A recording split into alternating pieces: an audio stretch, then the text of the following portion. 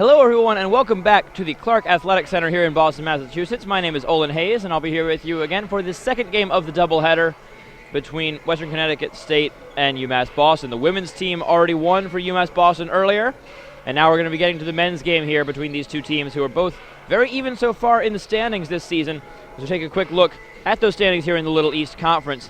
Eastern Connecticut State running away with it up front, but these two teams fighting for some playoff spots. You see Western Connecticut State there at 4-3 in fourth place, then Plymouth State and UMass Boston tied at 4-4.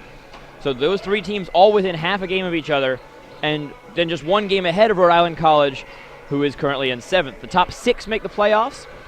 With the way this is playing out, the 4 and 5 seeds are definitely preferable to the 6 seed.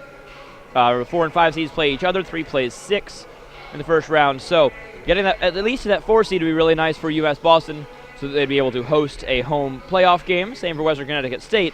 So that is what we can expect these two teams to be fighting for in today's games. We take a look at how this matchup has gone historically between these two sides. Western Connecticut State with a pretty significant all-time lead, but it's been very close in the last couple of seasons.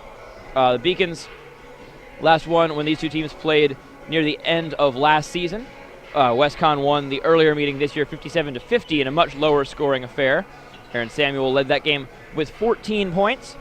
But for now, we're going to take a look back at that game from last season where UMass Boston was able to get a pretty big win on Western Connecticut State by a score of 86-52. We'll be back in a moment after the highlights.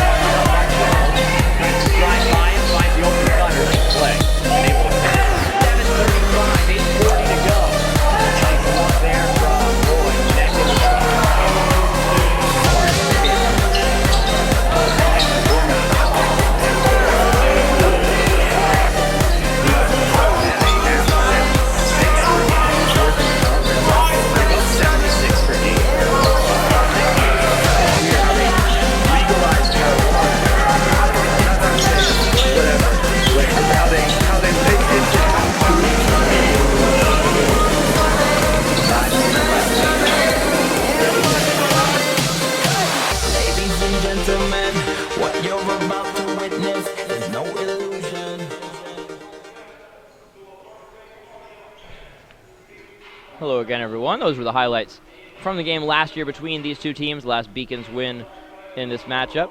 And now we're going to take a quick look at the stats of this year as we see how these two teams stack up. Both looking very, very average so far in the conference. A lot of close games with teams on both sides of the standings. You see the points per game, slightly negative margin for UMB and slightly positive for WestCon, but both very, very close. Field goal percentages almost identical. UMB just 0.5% ahead. A little ahead on the rebounding margin, but again, nothing super significant. These two teams should be extremely evenly matched as we come into today's game. UMass Boston coming off of a super tight win where they took out Southern Maine earlier this week, 75-74. And so that is the kind of game we can expect to see here today. Once again, these two teams look to be on paper very, very even, as I just mentioned. And we'll take a look at some of the most important players on these teams, the team leaders for each side. It is Michael Boyd leading the way in points right now for UMass Boston with 13.6. Aaron Samuel, 14.2 points per game for Western Connecticut State. And Michael Boyd has been one of the team leaders in pretty much everything so far this year. Very consistent player able to put up lots of points and put up pretty much lots of every stat at any given point in time. Javaris Hill, also an important player, able to come in and take over a game every now and then when he really gets rolling. And there are plenty of teams here that have been unable to stop him once he gets rolling in the post. So we'll see how that matches up today as Javaris Hill takes on Aaron Samuel and Western Connecticut State. These are our players to watch for today's game. Aaron Samuel, as I mentioned, the team's leader in points per game. But Javaris Hill with the edge here in field goal percentage, almost 63% from the floor. That free throw percentage can be a bit of an issue, though, and that could be an important factor in today's game. Aaron Samuel almost automatic from the line at 80%. But the team's free throw percentages overall are nothing particularly special from either side. UMass Boston actually last place in the conference in free throws, whereas Western Connecticut State currently sits in 6th. As we look through the rest of these stats, the rest of them stack up pretty nicely. These two teams should be a very tight contest, and these two players will be at the forefront for each side. So we'll see how those interactions go as we take a look at the coaches for the teams today. Coach for Western Connecticut State is Guy Rancourt. This is his first season after being a head coach for 10 years at Lycoming College, another D3 school. The team 10-6 rather so far overall. He led Lycoming to 3 NCAA tournaments. This is, of course, his first chance to try to take Western Connecticut State to one. And, of course, on the UMass Boston side, we have Coach Jason Harris. This is his 4th season with the UMass Boston Beacons, and he won the most games that the team has won in over 10 years last season. So this is certainly a great team with a great coach right now, as Jason Harris looks to lead this team back to the postseason and potentially back to the LEC semis once again. He's done it 2 years in a row. And now we're going to take a look at the starting lineups for the two teams with just a couple minutes to go before we start off here. For Western Connecticut State, we will have Legend Johnson, Gary McLeod, Aaron Samuel, Fenton Bradley Jr., and Ronald Jefferson. And on the other side of things, we will let the UMass Boston starters introduce themselves. Raj Hill, freshman forward from UMass. Charlie Mitchell, sophomore, point guard, Roxbury, Mass. Dasani Cinelli, junior, guard from Roxbury, Massachusetts. Michael Boyd, sophomore, shooting guard, Malden, Mass. Malik Lurquette, freshman center, Sharon, Massachusetts.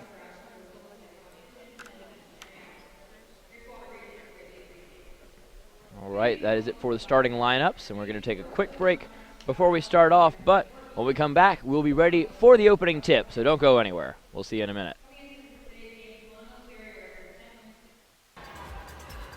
I'm Alexa Capion. I'm from Messina, New York. I'm a junior on the women's ice hockey team, and I'm an exercise health science major. But when I got here, I met Coach Harris, and I saw the facility, and I met a couple of the girls on the team, and I pretty much got a feel of the program, and I knew right away that this is where I wanted to go to school. We have all league games for the rest of the year, so that's going to be a huge test for us. We need those points to hopefully come out with a good standing for playoffs.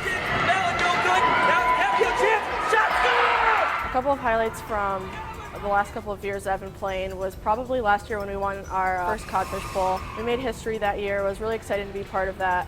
I don't have very many goals, but when I do score, it's definitely a big deal. That's a goal.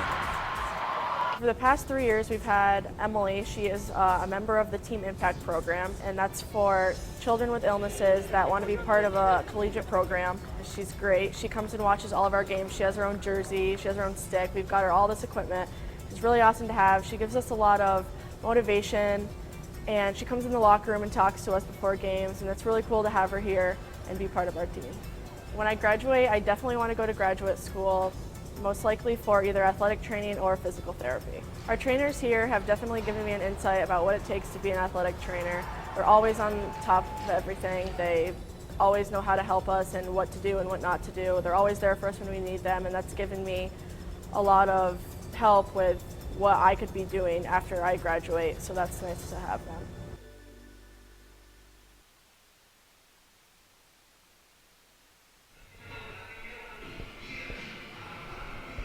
All right, that's about it for the pregame festivities here.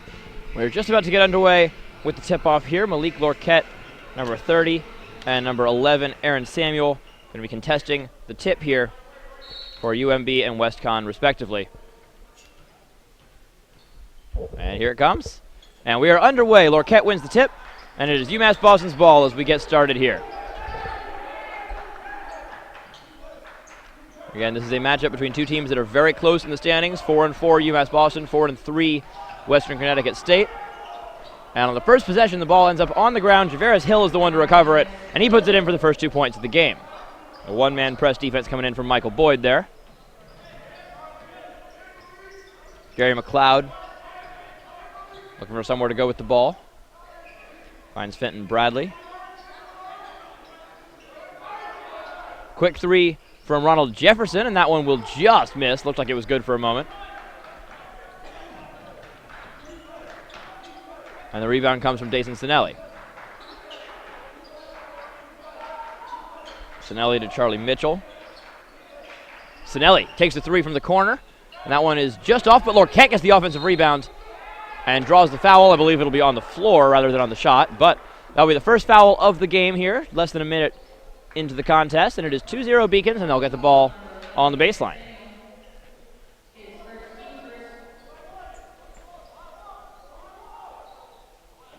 Charlie Mitchell inbounds, gets the ball right back.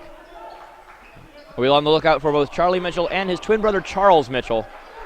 Hope everyone will be sufficiently confused once they're both on the court.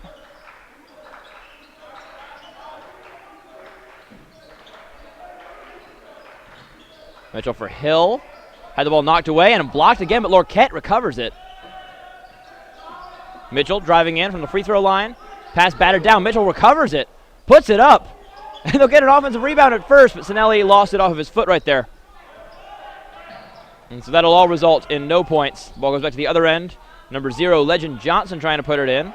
Some good defense from Hill and friends right there. Now going back the other way, Mitchell finds Cinelli. And it's Boyd. Boyd driving in, trying to put it off the glass. Not quite going to fall. And the ball will go out of bounds, and it'll go over to the Colonials. Some high-powered offense early on from the Beacons, not scoring as much as they would like in the first 2 minutes, but certainly showing some good looks and showing some good stuff on the offensive side of the ball. Charlie Mitchell really the quarterback of the offense so far. And a takeaway from Charlie Mitchell. Gives it to Hill, who puts it in. Hill has all 4 points, and the Beacons are up 4-0.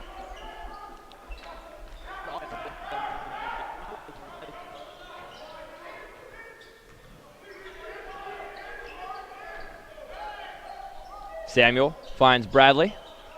That one misses, and it's rebounded by Lorquette, who already has quite a few rebounds in today's game, and he'll draw the second foul of the contest as well. That's going to be the first on Ronald Jefferson.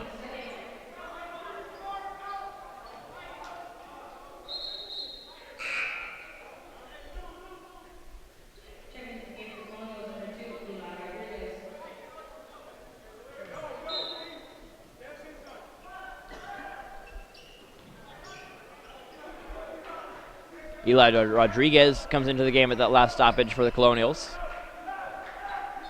Charlie Mitchell directing traffic again here. Beacons up 4-0 in the early going. Draws a double team here. Finds Cinelli. Boyd takes the three.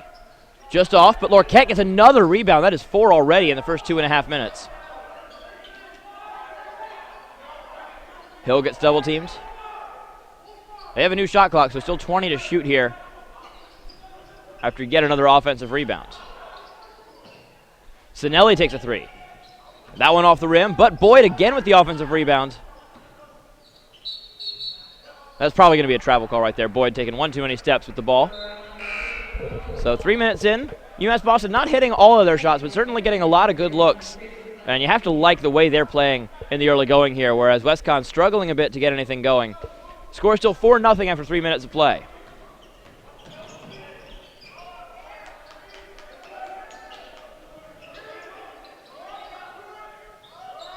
Legend Johnson fakes the three, now takes it, and it goes. The first 3 points of the game coming in for Western Connecticut State, and it is Legend Johnson, the sophomore guard, who hits the three. So the score 4-3 as Charlie Mitchell takes it back up the court.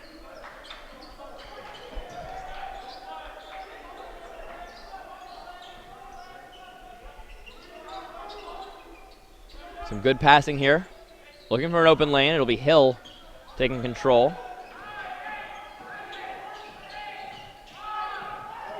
Boyd with 4 to shoot, looking for Lorquette down low. Dangerous pass, and that was not quite going to go well.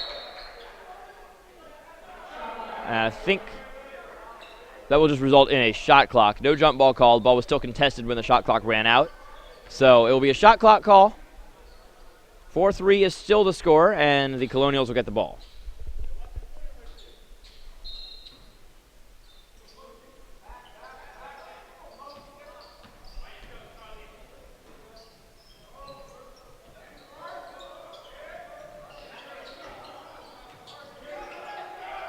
Legend Johnson steps back with it.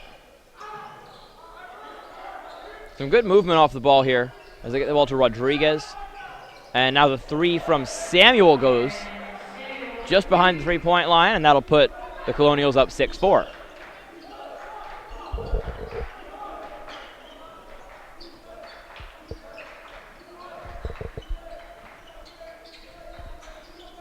One sub getting ready for each side as Boyd works one-on-one against number 31, Tracy Cleckley Jr., who just came into the game. And Charlie Mitchell loses the ball out of bounds. Subbing in here is Ahmad Privet, number 5 for Westcon, and number 11, Charles Mitchell for UMass Boston. But that will lead us to our first timeout of the game. So we'll take a quick break with the score at 6-4, 4.5 minutes into the game.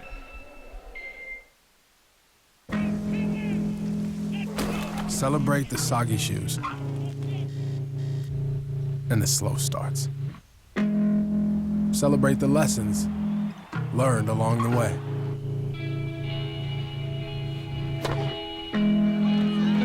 These are the wins. Not the shiny, nail-biting kind. These are the last a lifetime kind.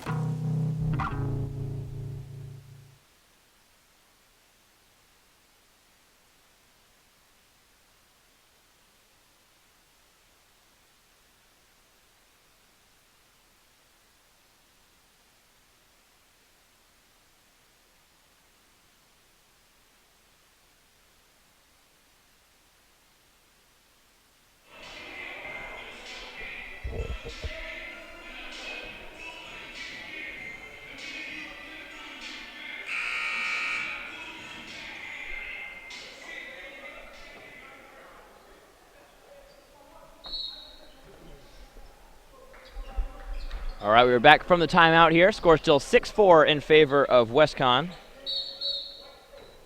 And we get a push off the ball here. It's going to be called against Javaris Hill. So first foul of the game called against the Beacons. Javaris Hill, certainly someone they don't want to be in foul trouble. Long pass on the inbound to Gary McLeod.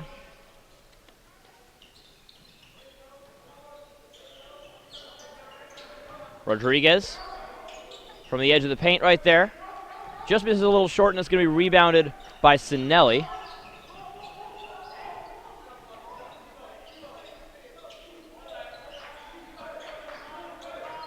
Charlie Mitchell.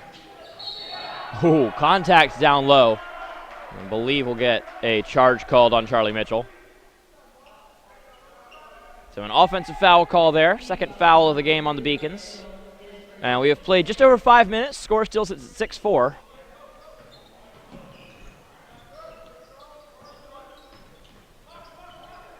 Gary McLeod maneuvering around. Fake 3 from Privet.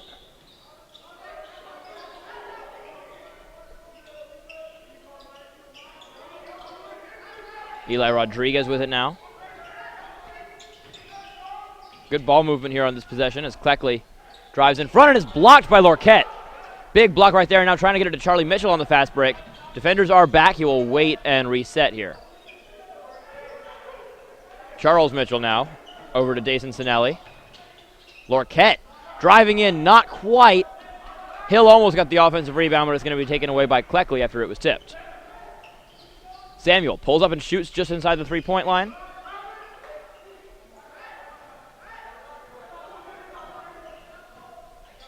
Now it'll be Charlie Mitchell taking it over to Charles Mitchell. And he's just a little bit long on the 3, but Beacons will keep the ball. Subs coming in, 2 of them for each team. Ronald Jefferson will be coming back into the game, along with Rashard Rodriguez entering for the first time for WestCon. And on the UMass Boston side, it'll be Alex Sanchez coming into the game for the first time, and Michael Boyd coming back after sitting for just a couple of minutes.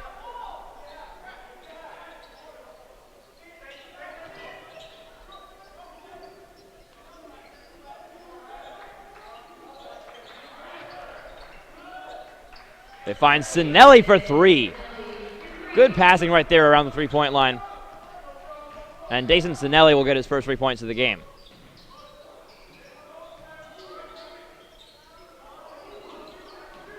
So a 7-6 lead here for the Beacons. Privet finds Jefferson. Rodriguez has an open look for three. That one a little bit short. Cinelli looking for the rebound. It was knocked away from him, but it looked like they're going to call that it was last off of Cinelli. And we'll get a substitution here as Isaiah Hall checks into the game for the first time. Eli Rodriguez, the senior, will go to the bench. This is a veteran-heavy lineup for WestCon. Lots of seniors on this team. Meanwhile, for UMass Boston, very few, and lineup predominantly made up of freshmen and sophomores with a few juniors scattered in there.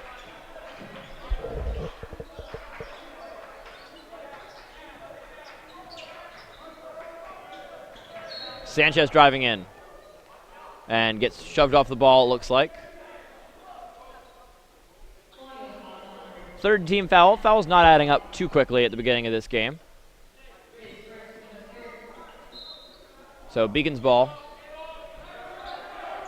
Dropped in the corner. Somehow Charles Mitchell gets out of that without stepping out of bounds. Alex Sanchez takes a quick three. Missed but rebounded by Lorquette, and now Charles Mitchell. That one rims out as well, and it's rebounded by Cleckley.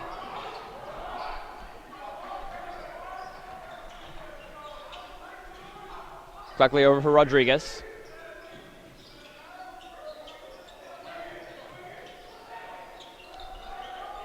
Work out another quick catch and shoot three. This time it's Jefferson.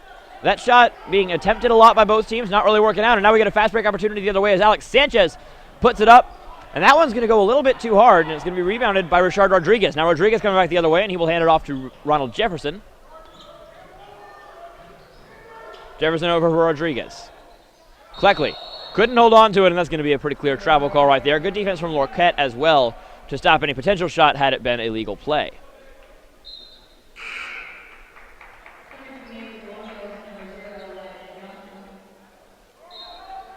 Legend Johnson checks back into the game.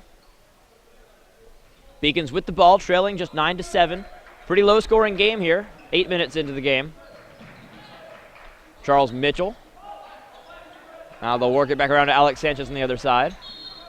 Boyd called for the travel. Takes a couple steps up to fake the three ball. Unfortunately, makes the three after, but it will not count. And that will lead us to a timeout here. Score is 9-7 in favor of WestCon. Close game so far, pretty low scoring. We'll be back in just a moment, see if either team can get their offense rolling. Something I discovered in myself is that if I have a goal, then I can accomplish it. It's a well-rounded experience. At a Division III school, you primarily a student athlete, so the school is really shaped around you developing yourself as a complete individual. It helps a lot that you have a family with your team that can guide you.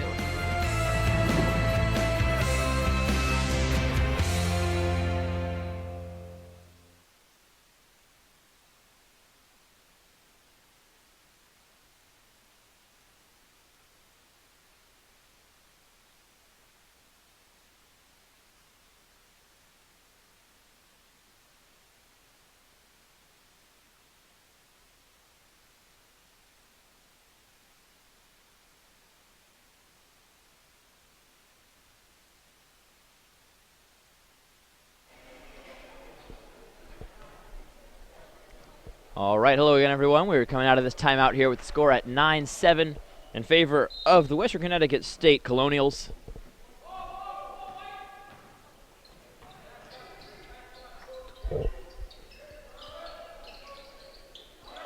They're playing well off of Bradley, and he will eventually pass the ball after faking the shot. Johnson gives to Rodriguez. Now a drive in from Hall, but that'll be a travel called on Isaiah Hall before he can get anything done. So the ball goes back over to the Beacons. Lots of turnovers on both sides, lots of missed shots on both sides. Both teams looking better on the defensive side of the ball than on offense so far, as Mark Monroe gets ready to check in for UMass Boston.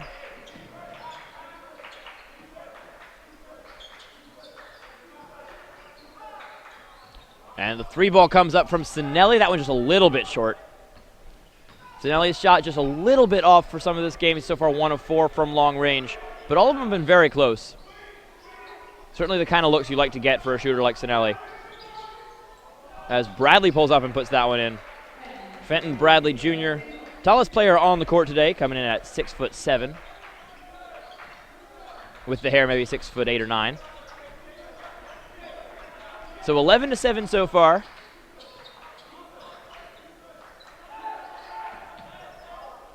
Boyd fakes a 3, but covered closely by Ronald Jefferson.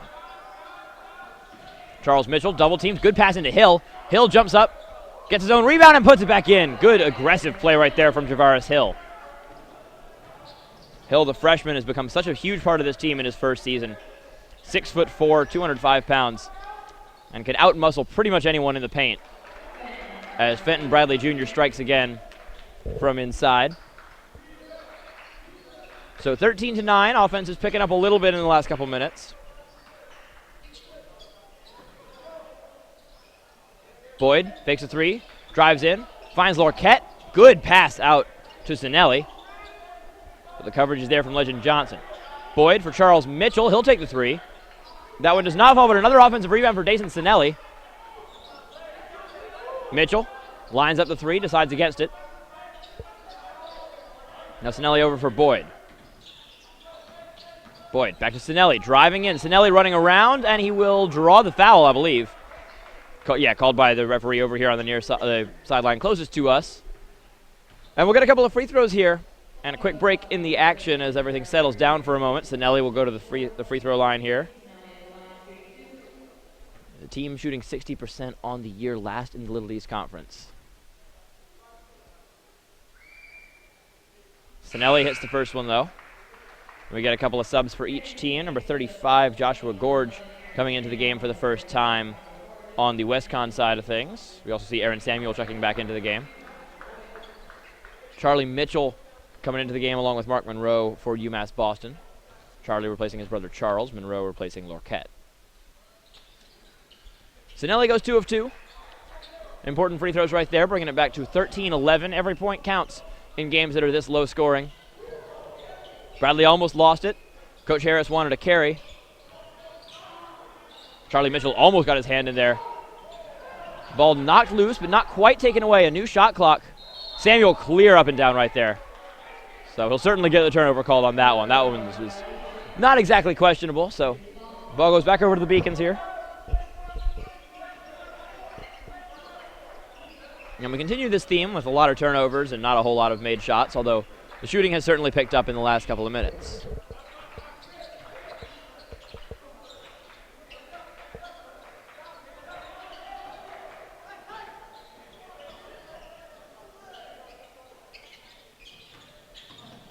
Cinelli out for Boyd.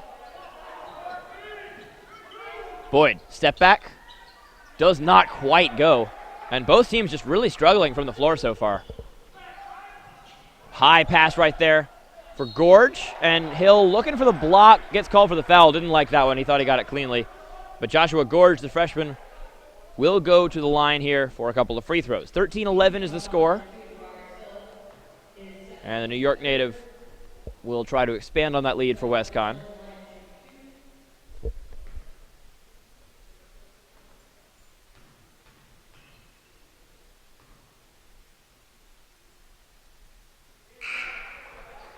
Gorge hits the first one.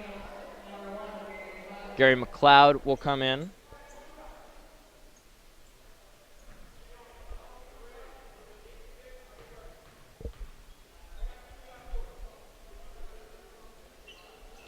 And 1 of 2 from the line. Charlie Mitchell will jump up and get the defensive rebound right there. Good help defense from Bradley, but Mitchell able to get away from that situation. Dangerous pass, but they get it over to Cinelli. Boyd for Cinelli. Cinelli pulls up for 3. That one is no good. Looked like he had that one. And that's just unlucky right there for Dasani Cinelli. It looked like that was a 3 for sure. Bradley working against Monroe. Pass down low, deflected off of a couple of people in front, and it ends up with Charlie Mitchell. Michael Boyd working against Gorge, finds Cinelli in the corner. Now back to Boyd. Boyd fakes the 3. Out of the corner, Cinelli looking for another 3. This one falls. Cinelli finally gets his second 3. And you know it's going to happen eventually, so Cinelli just keeps at it and eventually gets that one to fall. We are all tied up at 14 as Aaron Samuel has the ball here. Hands off to Fenton Bradley Jr. They'll continue to work the ball all the way around the perimeter. Fenton Bradley Jr. pulls up again from mid-range. Offensive rebound initially. Gorge lost it to Hill, and Hill will end up with the steal. Tie game at 14, 7.5 to play in the first half. Charlie Mitchell hands off to Dasani Cinelli. Double team in the corner. They work the ball all the way out to the other side. Mitchell for Boyd. Pulls up for a 3. Not quite. And it's going to be claimed by Aaron Samuel. Gorge working on Monroe. Good defense from Monroe, but the offensive rebound comes out for Gary McLeod. McLeod for Fenton Bradley. Bradley misses, and the rebound is taken by Boyd.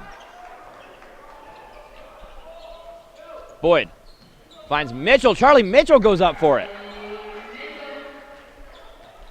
That was a great defensive rebound by Boyd to set that up, and great awareness from Charlie Mitchell on the other end. As Bradley finds Gary McLeod, a beautiful pass right there from Fenton Bradley Jr., and that sets up that play. So the game all tied up once again at 16. A lot of subs waiting to come in. 4 on the WestCon side, 2 on the UMB side.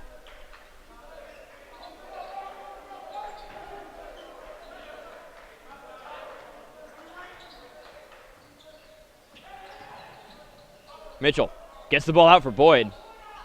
In some traffic. Boyd directing traffic. Cinelli goes up for it, and he puts it in. And that's just the conditioning long term. Cinelli had the other team thinking he was going to catch and shoot, as he's done so many times. Ends up driving in right there, and he gets a very good play to get the 2 points on the board. Now at the other end, they'll have to earn it from the free throw line. I think it'll be Joshua Gorge on the free throws, as we'll get a bunch of substitutions into the game. But before that, we'll get a quick timeout. So the score is 18-16 Beacons. The Colonials will have a chance to tie it up from the free throw line when we get back. But for now, we'll go to a quick break.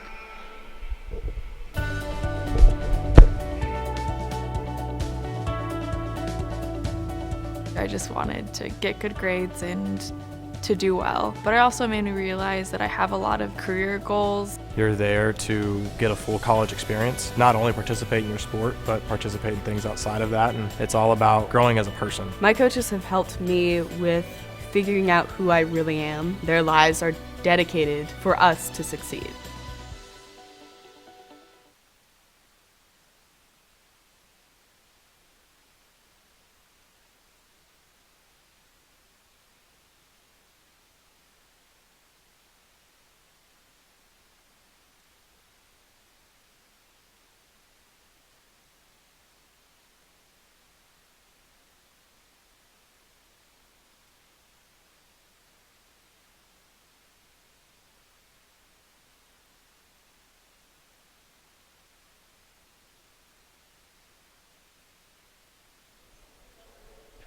All right, welcome back, everybody. Olin Hayes here at the Clark Athletic Center.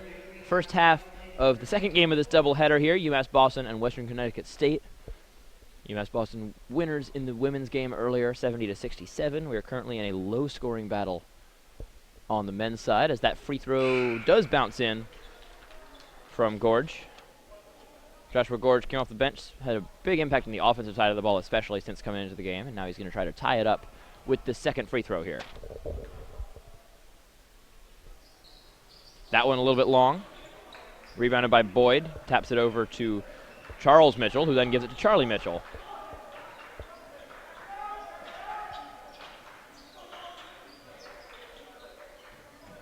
Boyd out for Charles.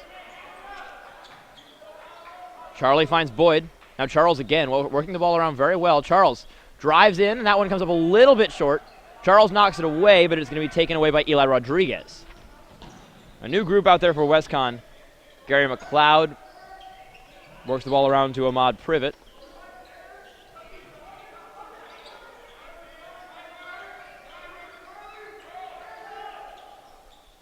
Open three from Privet. That one just misses.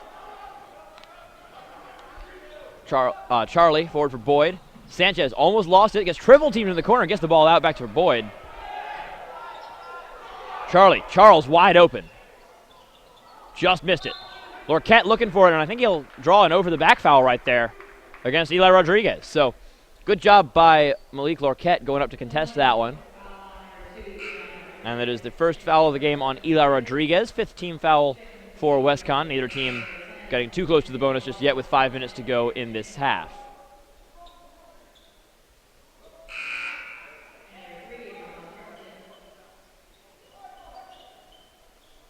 Ronald Jefferson comes into the game. So Charles inbounding to Charlie.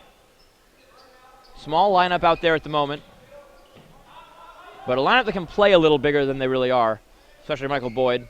Comes in at just 5'9", but certainly plays like a forward. Sanchez for Boyd. Boyd takes a three, just misses. The long rebound is eventually claimed by Isaiah Hall. Now driving in, and what a block right there from Charles Mitchell. Going up against Tracy Cleckley Jr., who's got at least a 4-inch height advantage right there. Yeah, 6'2" versus 5'10" officially. And Charles Mitchell just runs him down from behind and gets the block. So that'll slow down this WestCon offense. They'll have to take it out of bounds.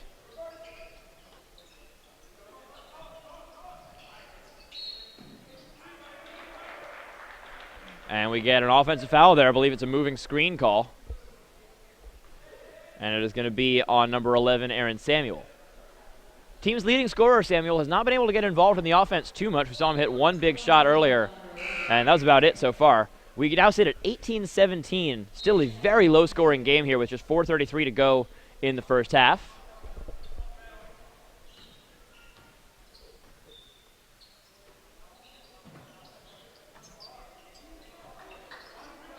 Sanchez finds Boyd. Charles in the corner to Boyd.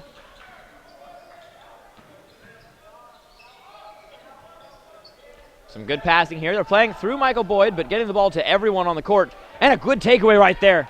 A big read from Gary McLeod, and he is going to get 2 free points at the other end as the layup does roll in. So the lead goes back over to WestCon, 19-18, under 4 minutes to go in the first half. Charles gets across half court and stops. And UMass Boston will set up their offense from here. Boyd.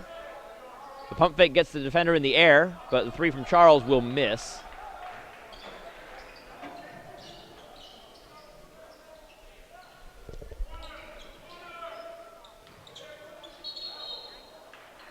And that's going to be a pretty clear travel right there. Ronald Jefferson gets called for it. And that'll be a timeout there. So 19-18 is the score. WestCon up by 1 with 3.5 to play in the first half. Very low-scoring game. We'll be back for the conclusion of the first half in just a moment. Endurance and speed. Incredible power. This trophy is not given, it must be earned. The NCAA Division III Men's and Women's Indoor Track and Field Championships, March 8th and 9th at the Reggie Lewis Center in Boston.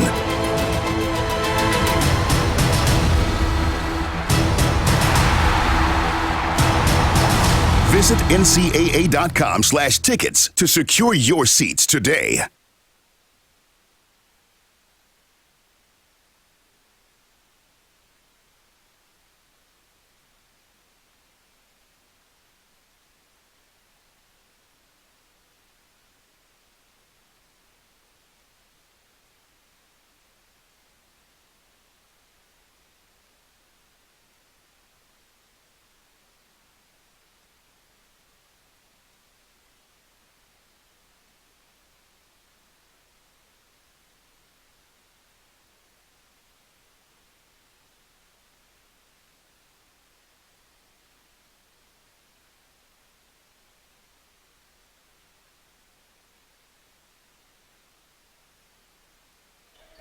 Hello, everyone, and welcome back. We are out of that timeout, and we already have a foul within a few seconds.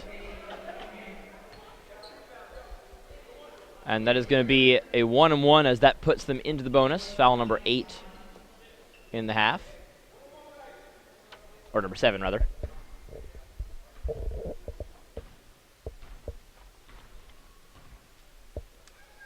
Michael Boyd puts it up, and that one will not fall, so no second free throw here.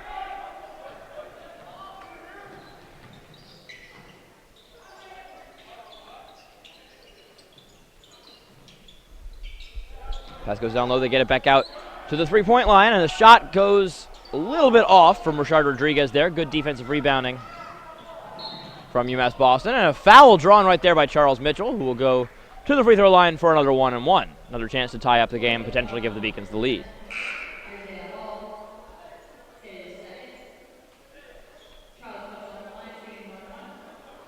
Charlie Mitchell coming into the game for Alex Sanchez. We'll also have Legend Johnson checking back into the game in place of Isaiah Hall.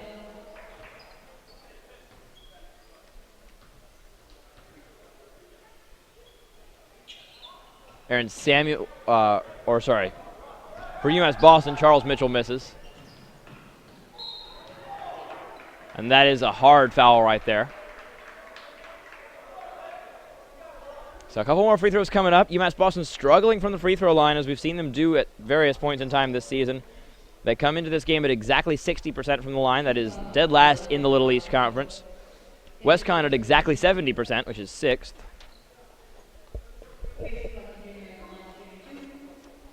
And this will be Tracy Cleckley Jr. for 2 free throws here.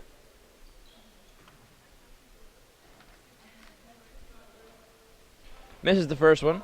Cleckley is the team's leader in the three-point percentage, actually. 37.8 on the year.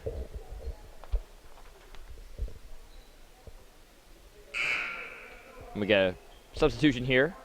Lorquette will not check out. It'll be Charles Mitchell checking out. They'll go with a bigger lineup here.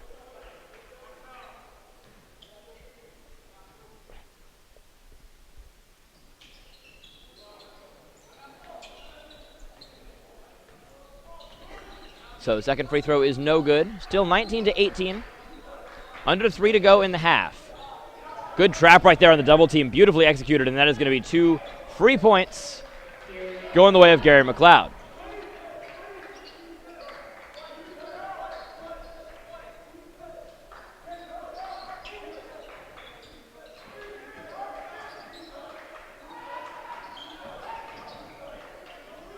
UMass Boston passing the ball very well around the three-point line.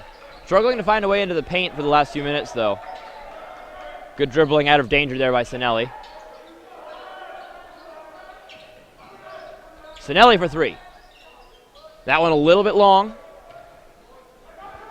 Still a 3-point lead for WestCon here. And an open 3 for Cleckley, and that one falls. So, the biggest lead of the game so far for Western Connecticut State. It is 24-18, and that'll prompt us into another timeout taken by Coach Harris.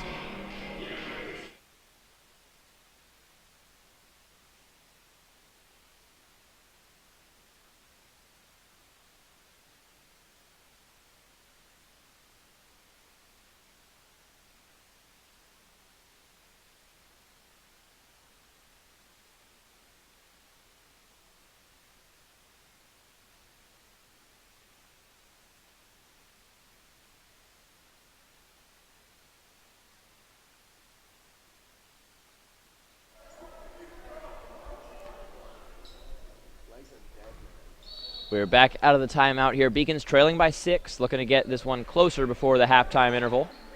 We have exactly 2 minutes to go here in the first half.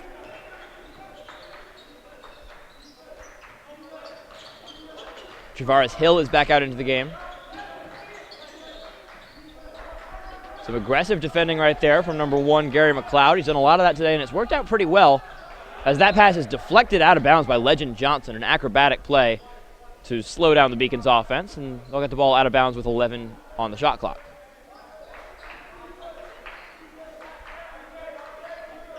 Jason Cinelli working against Jefferson. Gets a pick from Hill. Cinelli fakes one way, fakes the other way, all while he was in midair, and then he puts it in for 2 more points. So Cinelli's shot a little off from three-point a lot of the day, but still doing well on the offensive side of the ball.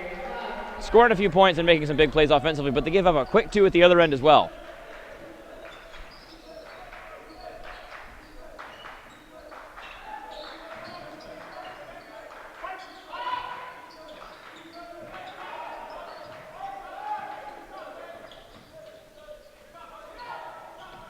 Boyd keeps his feet in bounds, now finds Charlie Mitchell, and that one misses. The three-point shooting certainly not a strong suit for UMass Boston today.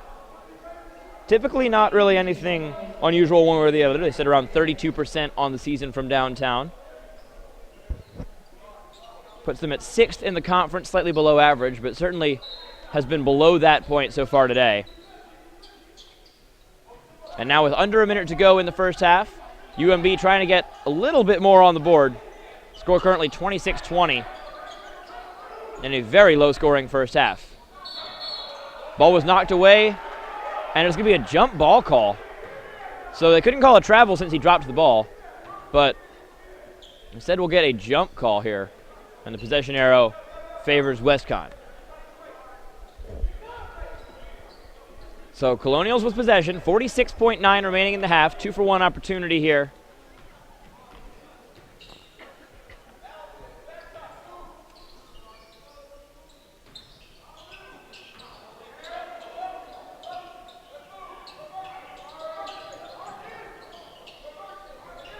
Passing around. We're under 30 seconds to go now, so if UMB gets the ball back, they'll be able to hold for the last shot. 3 to shoot. And the layup goes in from Rashard Rodriguez, getting over Mark Monroe. Charlie Mitchell going quickly to the other side, and he will draw some contact there as he goes to the hoop. So it is a 28-20 game. Charlie Mitchell will try to hit some free throws to even it up before the half a little bit. That is the second foul on Tracy Cleckley Jr. And that'll send Charlie to the line for 2 free throws here. Some subs getting ready to check in for the final play of the half.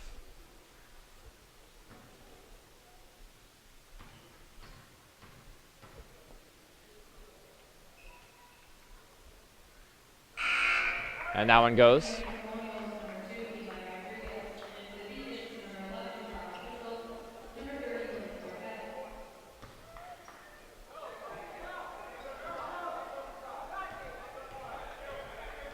So 7-point lead right now. Charlie Mitchell makes it 6. 28-22 is the score, 12.2 to go. WestCon can hold for the last shot.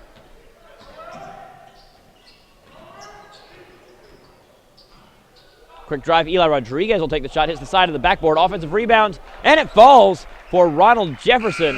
And that'll be the end of the first half. Full court heave was a little too late anyway. So that is going to do it for the first half here at Clark Athletic Center.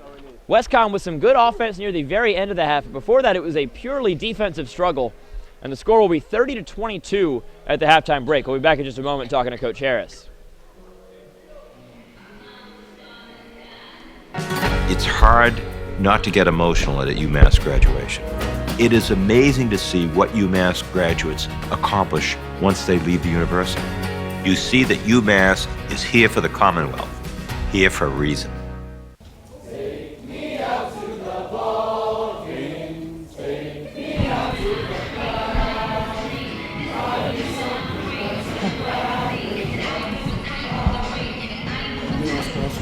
Baseball team and 23-15 this year. And consistently been leading in the conference. So they have a home field to play on. That will change next season. I am so happy and excited to join Boston College High School and your wonderful president to celebrate the symbol of our institution's friendship as well as our shared commitment to this special neighborhood. Not only are we thrilled to be building a new ballpark with our neighboring teams and for all of our neighboring teams, but we could not be happier to provide more space. It's not just for us, Father Monin. It's for the youth of Dorchester and South Boston to be able to play as well. So your field will be used by quite a few of us for so many wonderful things. But my hope is that the sound of the band that's so irresistible to us at Fenway Park will echo through this field and will call further together the academic communities. Hello everyone, Olin Hayes here with Coach Jason Harris. Coach, how are you doing so far? Doing better. It was a frustrating first half offensively for both sides. What's the main thing that needs to change for your team in the second half? Probably we're playing our offense so extended. You know, we're running our offense at 25 feet. we're taking, we've taken 18 threes. Half of them are probably okay. The other half, probably a little early, a little quick. So we got to do a better job of getting inside the paint and really attacking the backside of that pressure. On the defensive side of things are looking pretty good so far. We just got a little away from you at the end of the half. Is there anything that you saw going wrong, or was that just the defense still playing their best in the end of the first half? A couple breakdowns, right? I mean, they got 4 threes, and not necessarily from their shooters, but again, it's our offense. We're kind of letting them run. So we got to do a better job on our offense, and I think our defense will tighten up as well. All right, great. Thank you, Coach. Thanks. We'll be back in just a moment with some highlights. Hi, my name's Carl Joseph. I currently a criminal justice major. I'm a senior. I am from Brockton, Massachusetts. In scoring as a freshman, Charles Mitchell threw a lot of contact for Steve. Nearly stolen away, but Charles Mitchell gets it, goes up over. Rebound falls to Southerby. There's a Southerby player who failed to touch the ball. Vince Young pulls up for 3.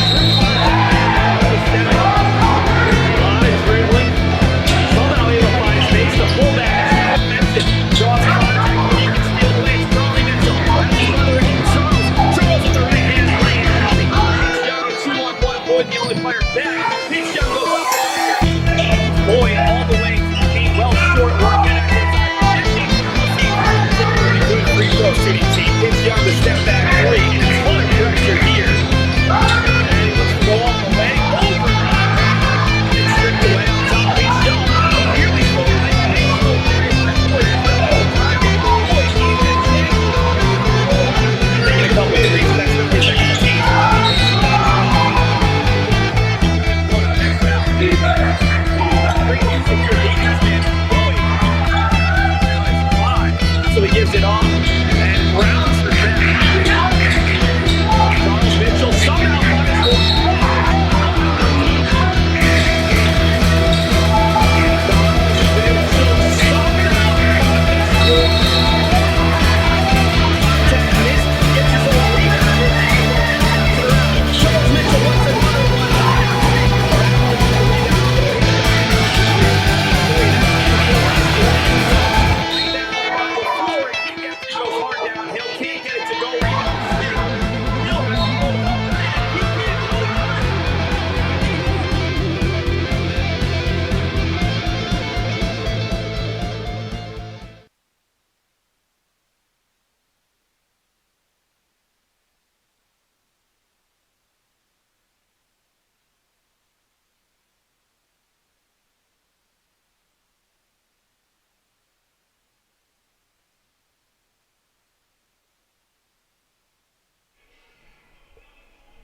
Hello again, everyone. Olin Hayes back here at halftime, where we're going to take a look at the stats so far in the first half, and the percentages really low across the board here, especially on the UMass Boston side, and that is the big struggle so far. 25% from the floor and just 11% from long range, and that has really been the problem so far. Just 2 of 18 from long range, and the free throws pretty solid. Free throws a bit of a struggle for WestCon, but not a whole lot of opportunities for them there. And the shooting has really left a lot to be desired from both teams. I think the big difference in these stats here, obviously the field goal percentage a little higher on the WestCon side, but 3 turnovers for WestCon, pretty good at taking care of the ball so far, whereas UMass Boston struggled with that a little bit. 7 turnovers, not a terrible number, but certainly 3 compared to 7, a pretty sizable difference right there. So going into the second half, I think, as Coach Harris mentioned, it'll be really important for UMass Boston to be able to just take care of the ball on offense better and find better shots. They took a lot of threes early on in the shot clock, a lot of threes where they may have been able to find a better shot. With that, we're going to take a look at some of the team leaders so far from the first half. Cinelli leading the way for UMass Boston with 12 points. The rest of the team combined only has 10. Cinelli with 12 and Hill with 6. And that accounts for 18 of their 22 points. So certainly looking at just those 2 players, and they seem to be a little lost without them on the rest of the offensive side of the ball. So UMass Boston certainly a team with the capability of spreading the scoring around quite well. Cinelli not even the team's leading scorer, which that is Michael Boyd, who has not been on the scoreboard yet. And certainly is doing a good job running the offense early on in the shot clock, but we haven't seen him get as involved in plays later on. Meanwhile, on the WestCon side, Gary McLeod leading the way with 8 points and 4 rebounds. A couple of steals thrown in there as well. He's had a fantastic first half on both sides of the ball. Rashard Rodriguez next with 5 points. WestCon really spreading the ball around very well on offense. Their 30 points coming from all sources. Pretty much everyone who's been on the court seems to have hit at least one shot. And they're doing a much better job than UMass Boston, especially near the end of that first half. Just spreading the ball around and finding whoever is open in the moment instead of trying to force threes or anything like that from specific players. So Beacon struggling offensively. WestCon just struggling a little less so far. Score is 30-22 as we're going to take a look at some of the highlights from that first half.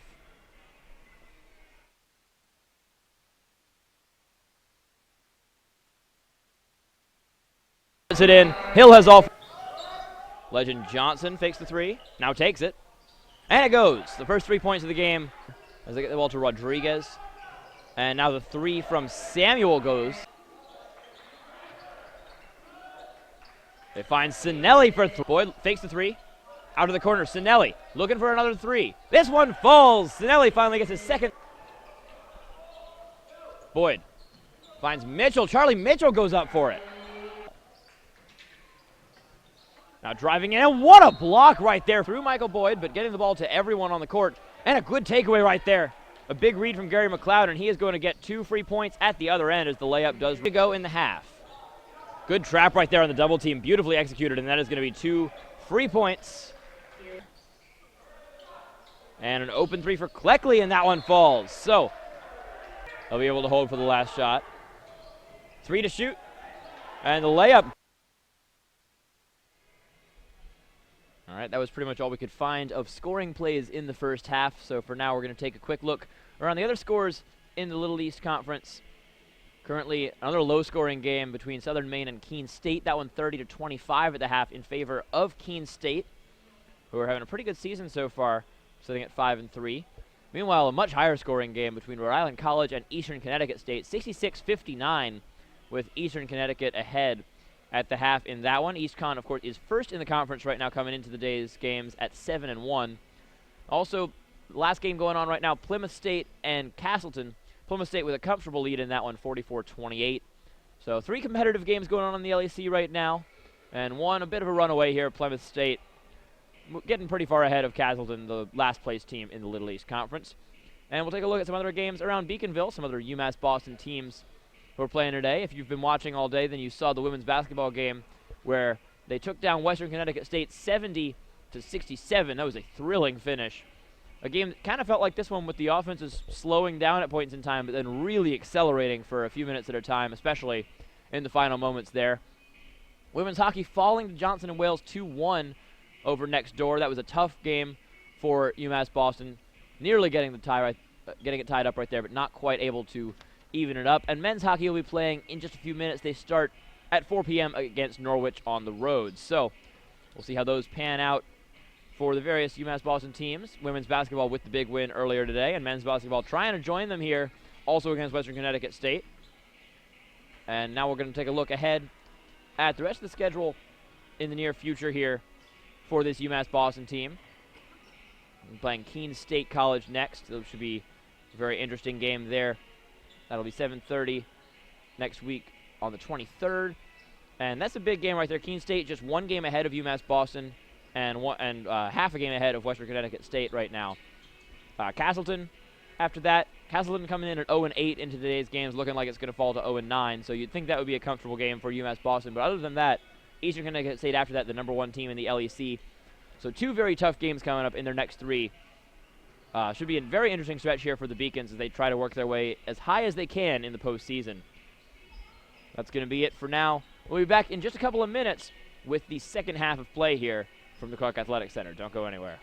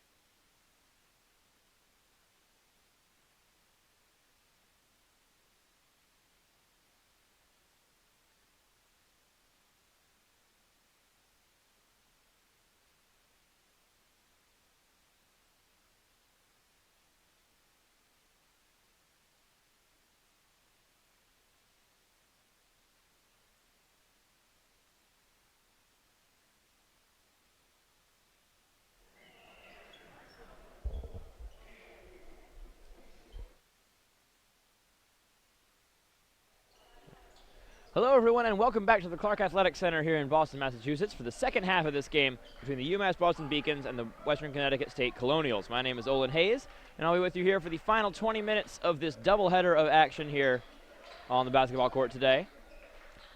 UMass Boston women's team winning 70-67 over the WestCon women's team. Now the men's team is locked in a defensive struggle here. 30-22 is the score. WestCon on top after they got a bit of a lead at the end of the first half. Javaris Hill trying to bring it back, and he hits the layup and draws the foul. So a chance for a three-point play to start the second half. Threes have come at a premium for this UMass Boston team, just 2 of 18 in the first half. So a three-point play this way works just as well. We'll see if Hill can finish it off.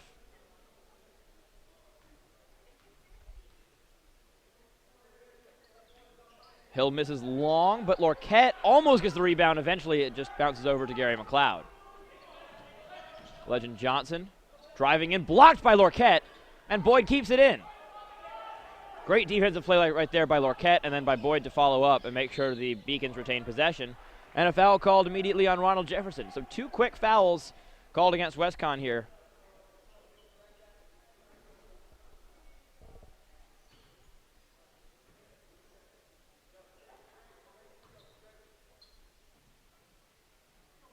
We'll inbound it into the backcourt here.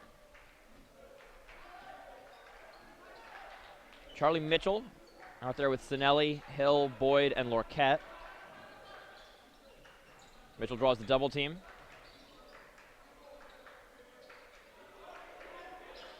Seven to shoot. Working the ball well around the perimeter, but they're going to have to find something to do here. 3 to shoot. Cinelli for Charlie Mitchell, and that's going to be a shot clock. Rims out anyway, but shot clock violation called against UMass Boston right there, and maybe going a little too far on what Coach Harris was talking about, work the ball around, look for good shots. That time it took him about 30.5 seconds to find one.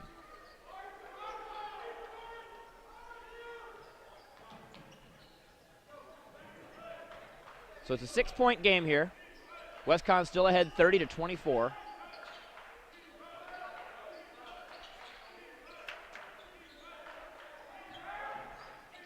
Long pass to Fenton Bradley there. And a block from Hill from behind rather. Javaris Hill stopping the offense right there, but then next shot results in a foul. And that'll be the first foul of the game called on Dasani Cinelli. Aaron Samuel will go to the free throw line.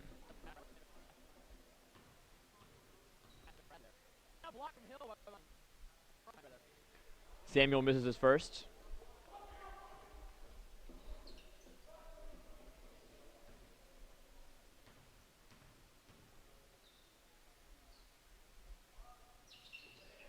And goes 1 of 2 from the line, so WestCon on the board here in the second half.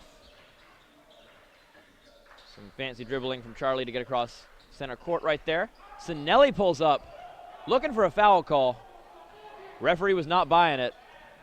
Now we go back quickly the other way, and that one misses. Samuel gets the rebound and puts it back. Cinelli is still not happy about that call. It did look like he got hit on the hand there, but referee calls that it was a clean block.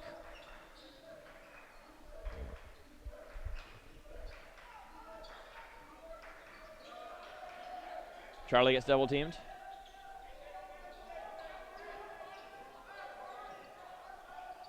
Cinelli for 3. He misses again. And Cinelli, the team's leading scorer today, but still has had a bit of trouble from downtown. A lot of their 3-point misses. Long pass over to Bradley. And an open shot for Gary McLeod. That one misses. Lorquette tips it up. The ball winds its way over to Michael Boyd.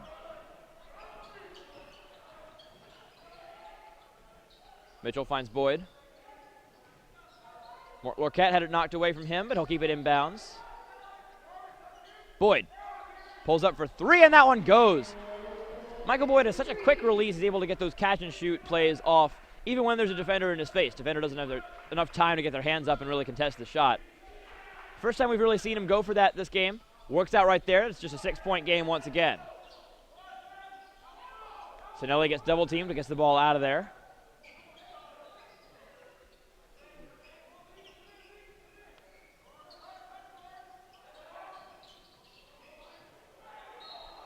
Lorquette draws some contact there from Samuel, and he will get a block call right there. I think Samuel was in the restricted area.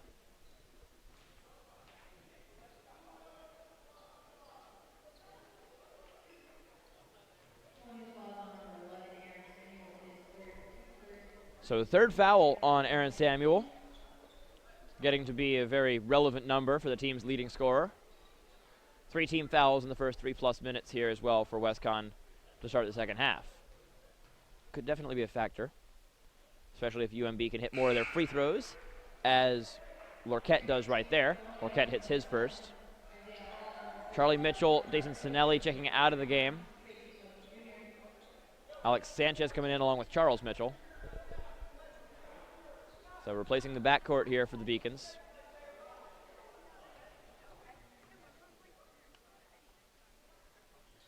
Lorquette misses that one short, and it's rebounded by Legend Johnson. Moving quickly the other way, Cleckley looked for 3 for a moment, decided against it.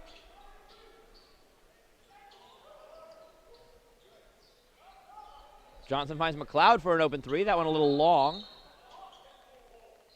And we're going to give a hold, I believe it's called on Cleckley in the back there.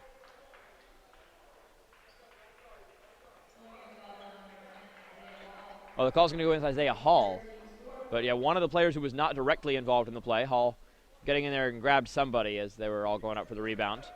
So 4th foul called on WestCon within 4 minutes. Certainly could become a factor rather soon. They didn't put UMB into the bonus until very late in the first half.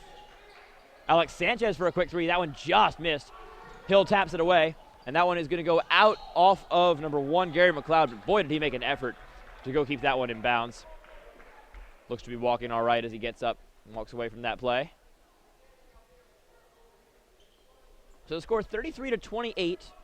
WestCon in front by 5. The referee's talking something over, but it looks like a pretty clear call as to what's going on here. UMass Boston's ball on the sideline on their own end of the court.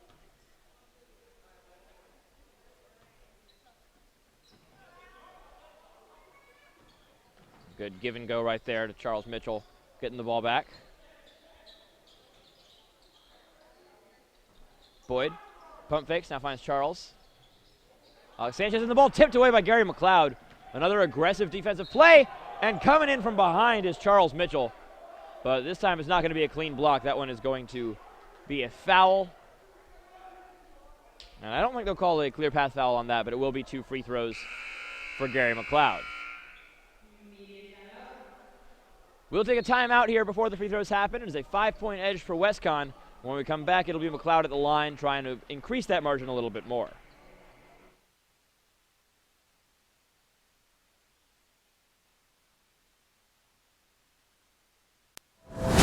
Endurance and speed. Incredible power. This trophy is not given, it must be earned. The NCAA Division III Men's and Women's Indoor Track and Field Championships, March 8th and 9th at the Reggie Lewis Center in Boston.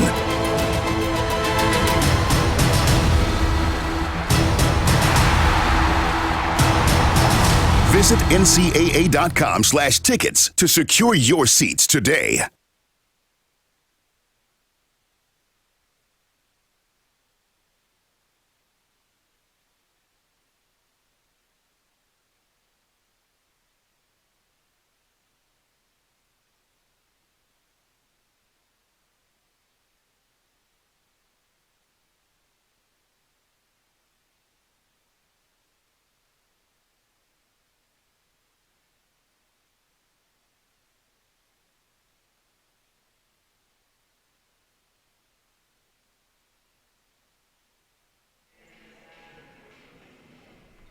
All right, we are back from the timeout, and we will have a couple of free throws coming up here from Gary McLeod as we resume play here.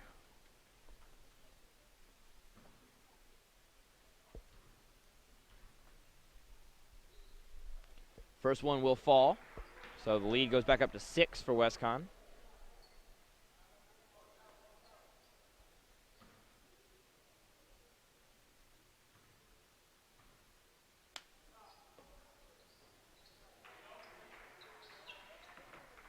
And he goes 2 of 2. So 35-28 is the score.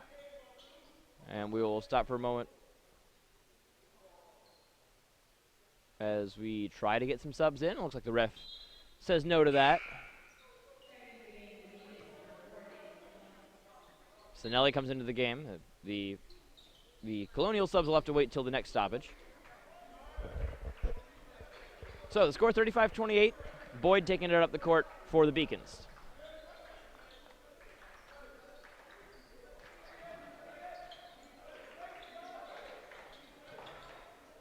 Boyd takes a three, and that one goes. Michael Boyd from the corner. And if he can get going on the offensive side of the ball, that would be big for the Beacons as they try to get back into this game. It's just a 4-point lead now.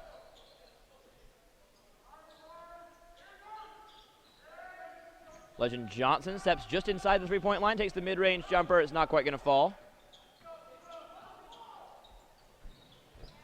Legend Johnson with an acrobatic play, saving that ball from going out of bounds and keeping it in for Gary McLeod.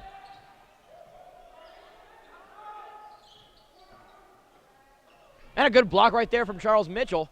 But the ball somehow wound up back with Legend Johnson, who misses the layup but gets his own rebound and puts it back up again. This one's going to miss again. And is lost out of bounds by Isaiah Hall. So the Beacons stay with the game. And they'll take possession here as a couple of subs come in. It'll be Ahmad Privet and Ronald Jefferson, both in for Western Connecticut State.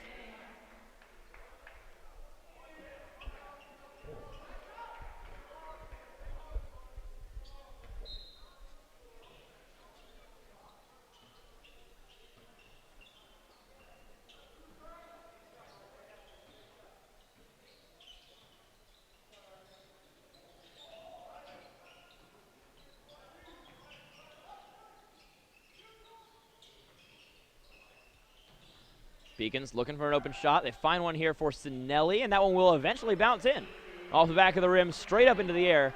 And Cinelli's shot will fall, making it 35-33. It's just a 2-point edge now for the Colonials. Charlie Mitchell getting ready to check back into the game as the Colonials look for an open shot here. Dangerous pass right there, but they get it into the post, and now Samuel with an open three. That one misses completely. Hill gets the rebound. Here comes Boyd the other way. Boyd to tie the game. A little bit short, gets his own rebound. Puts it back up left-handed. Gets his own rebound again, and this one, it will eventually fall to Samuel.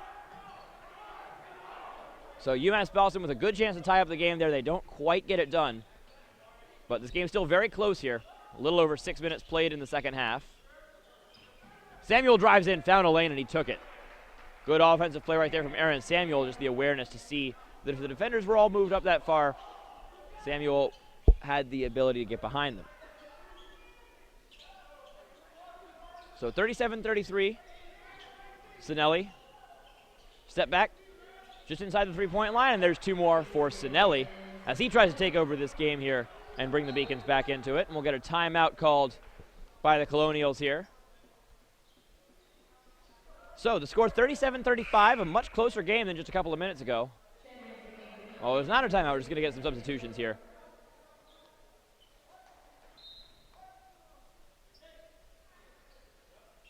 Ahmad Privet inbounding.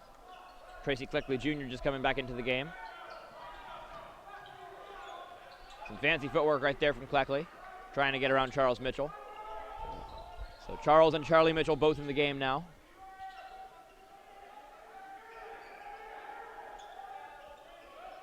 Samuel, double teamed, looking to get around Cinelli. Good defense by Cinelli, and he gets the rebound. So the Beacons will get the ball back. Another chance to tie up the game here. It's just a 2-point lead. Charlie Mitchell driving in. Behind the back pass for Hill. Hill driving in, and Hill will put it in and tie the game at 37.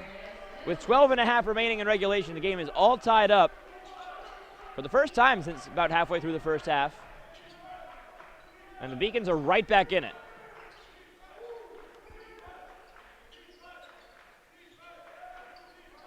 Outscoring Western Connecticut State so far 15-7 in this second half as that ball gets tipped away from Ahmad Privet as he was trying to drive to the basket. So it'll be off of the Beacons. WestConn's ball, but only 10 to shoot.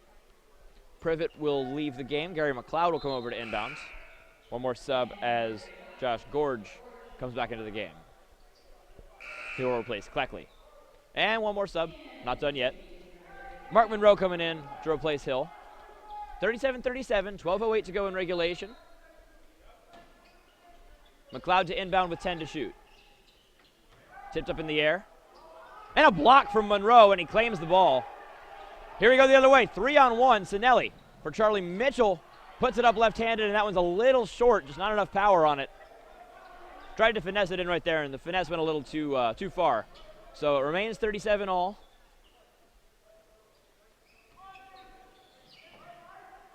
Eli Rodriguez back into the game, and we get an offensive foul call right there. Charge called against Ronald Jefferson.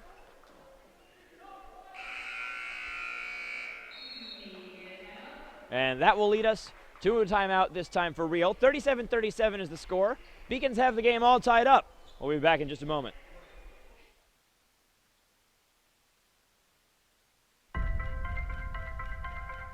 I'm a Division III student athlete, and I know how powerful words can be. The term gay doesn't mean stupid, lame, or less than. So I pledge to speak up if I hear the term gay used in a derogatory way or any other homophobic terms. If you can play in Division III. I'm a Division III student athlete, and my teammates unconditionally accepted me as part of their family. So now I pledge to do the same for others. If you can play in Division III.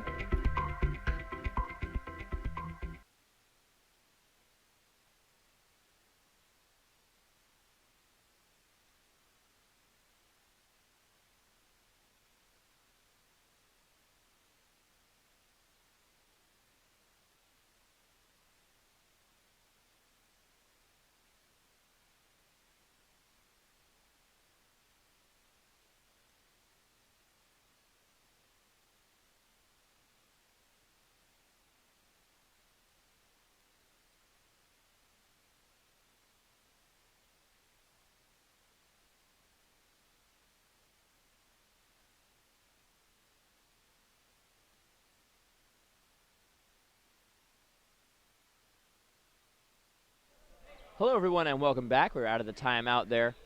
I'm Olin Hayes, and I'll be here with you for the last 11.5 minutes of regulation here.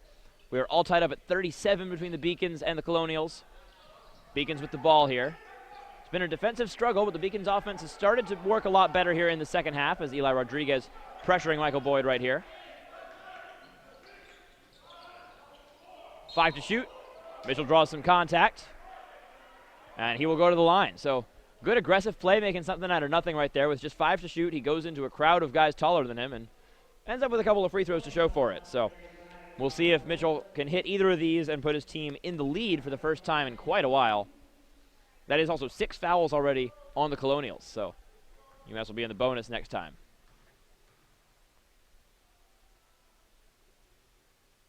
Mitchell hits the first free throw. That is Charlie Mitchell. Charles is also in the game right now.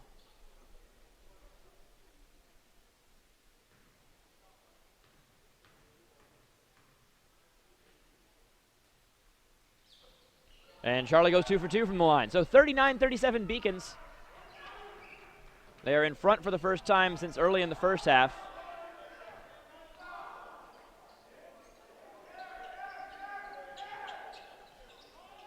And the Colonials coach not happy about the lack of calls so far on this possession. And he stepped out of bounds. Before that, there was a foul call, so it will be WestConn's ball on the baseline. Second foul called against Mark Monroe. Quick catch and shoot for Eli Rodriguez, and he puts it in. They leave Rodriguez all alone on the outside, and he puts WestConn back in front with a 3-ball from the corner. Charles going the other way, and I think he draws the block right there. I'm not too sure about that one, but Eli Rodriguez trying to draw the charge.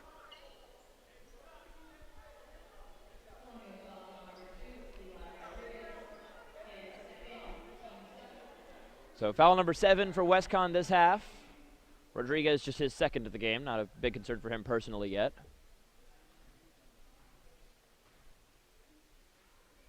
Charles Mitchell misses the first. Looking to tie up the game at least and go 1 of 2 this time.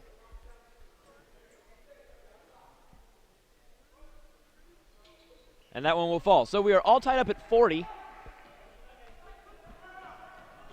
10:45 to play in regulation.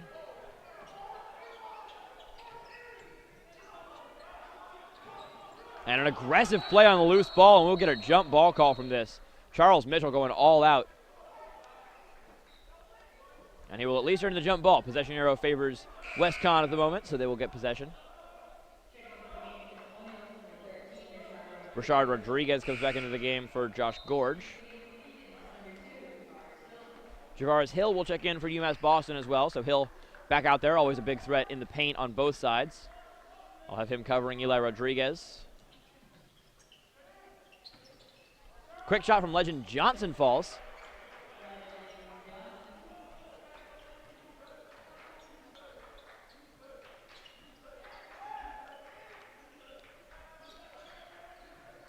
So a 2-point lead right now for the Colonials. Boyd trapped in the corner. And I think he draws some contact right there. It's going to be called against, I believe, Aaron Samuel. Yep, so the call is against Aaron Samuel. We'll have a 1-and-1 here for Michael Boyd. Team's leader in free throw percentage coming in, still sitting just above 70% though. Again, free throws have been a big weakness for UMass Boston this season. Dead last in the LEC, 60% exactly coming in.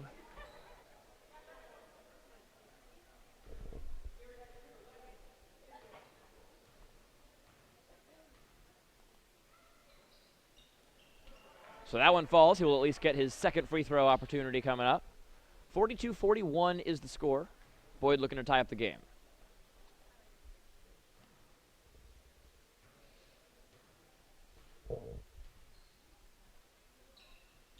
And Boyd goes 2 for 2. So we're all tied up at 42.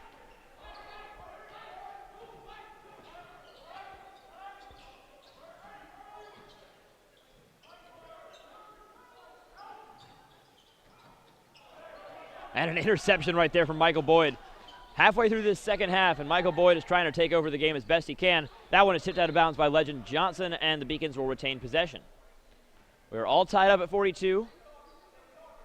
Charlie and Charles figuring out how this inbound play is going to work. Either that or just saying hello. Charlie. Back over to Cinelli. Beacons looking for an open shot. Cinelli drives in, and he's going to get called for a travel. Took a couple steps and stopped in place for a moment. At that point, pretty much up to the referee's discretion, I guess. So, ball goes back over to the Colonials.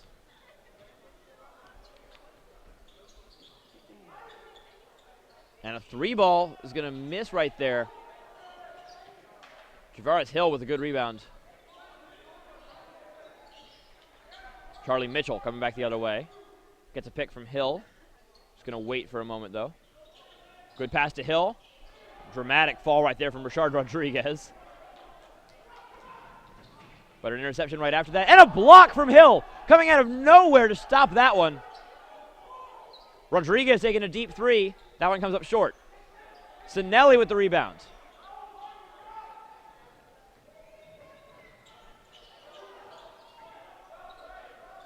Charlie Mitchell double teamed on the side and gets a block call, I believe. So this will be a 1-and-1 for Charlie Mitchell. So Charlie Mitchell a chance to put the Beacons in front here from the free throw line. That's going to be a foul on Gary McLeod. The next one will put the Beacons into the double bonus. So this is the last 1-and-1 of the game for the UMass Boston side. UMB only called for 3 fouls this half. We got Alex Sanchez getting ready to check in. And he'll get a chance to do that right now as the first one of the 1-and-1 will fall. Boyd will take a break. Fenton Bradley Jr. checks back into the game. I get a little more height out there.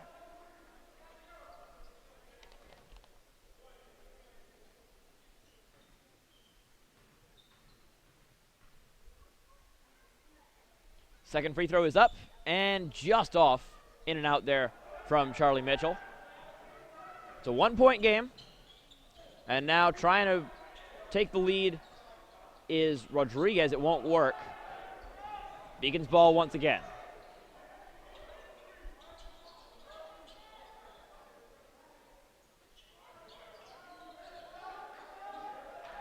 Charlie Mitchell draws a lot of defenders.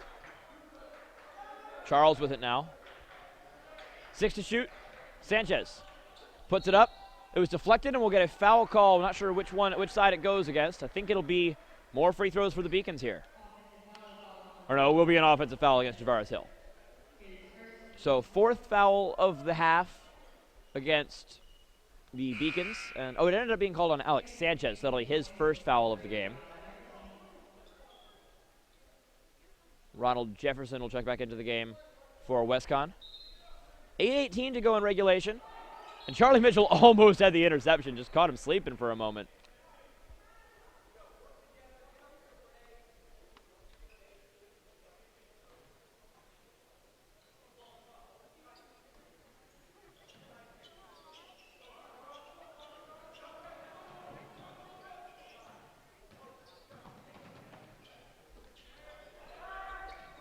Opportunity for Bradley here.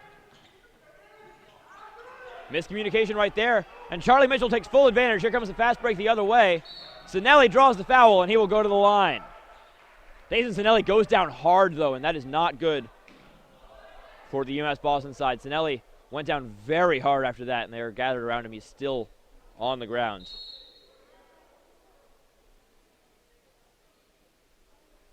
It looks like he'll be all right, but we will get a timeout before the free throws here, which hopefully Cinelli will be able to take. So we will see in just a moment if he is doing all right, but for now we're going to take a quick break. UMass Boston up by 1, chance to expand that when we get back.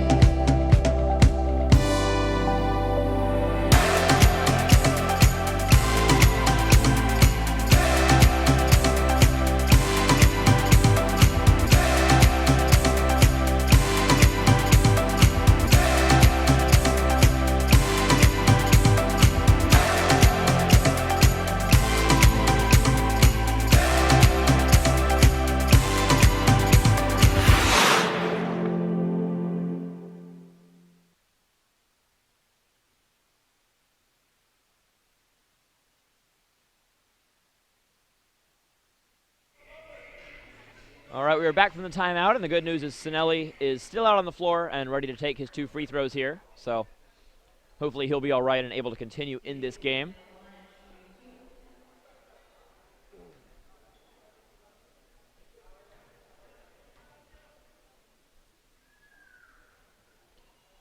Cinelli hits the first one. 2-point lead for the Beacons.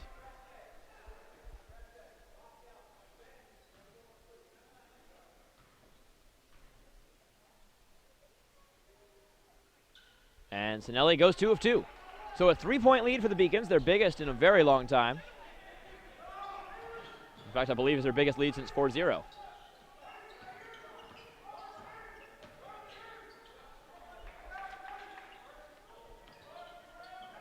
And a charge. That is going to be an offensive foul called against Fenton Bradley Jr. That is brave right there. Alex Sanchez at 5'6" draws a charge against the 6'7" Fenton Bradley Jr. And the offensive foul will give the ball back over to the Beacons.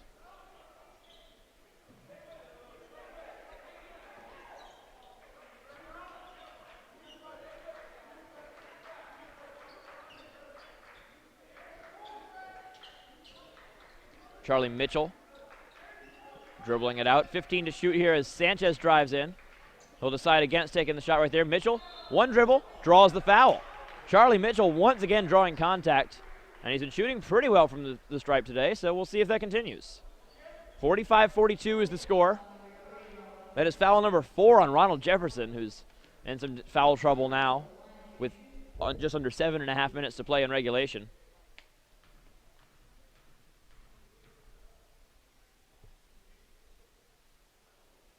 And first free throw will miss from Charlie Mitchell there. Still a chance to expand this to a 2-possession game, though.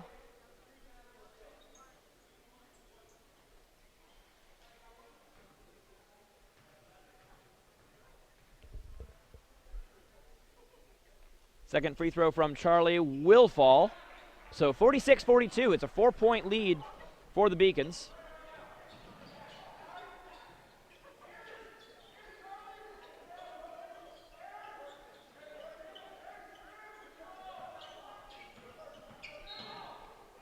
It's going to be a foul. I'm not sure if they'll call it a shooting foul. It looked like it was on the floor before the shot. But that'll be foul number 3 against Charles Mitchell. And that'll be, yeah, it'll just be on the floor. Only the 5th team foul for the Beacons. Still one more foul to give.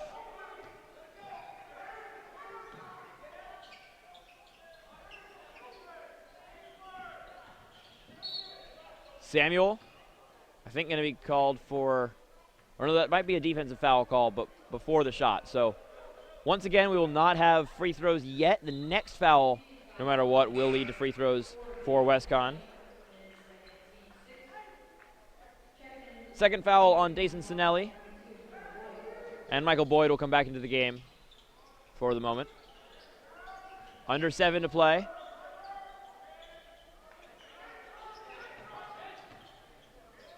Under the basket is Jefferson, and he puts it in. Reverse layup right there from Ronald Jefferson to bring it back to a 2-point lead.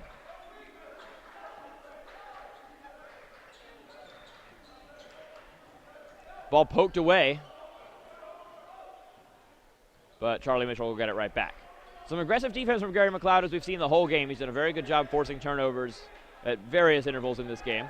Javaris Hill drives in, goes to his left, draws a lot of contact, no foul either way, and the layup misses right there. So, chance to tie up the game here. And a travel call. Gary McLeod just lost track of his feet right there. And it is still 46-44. Beacons get the ball back.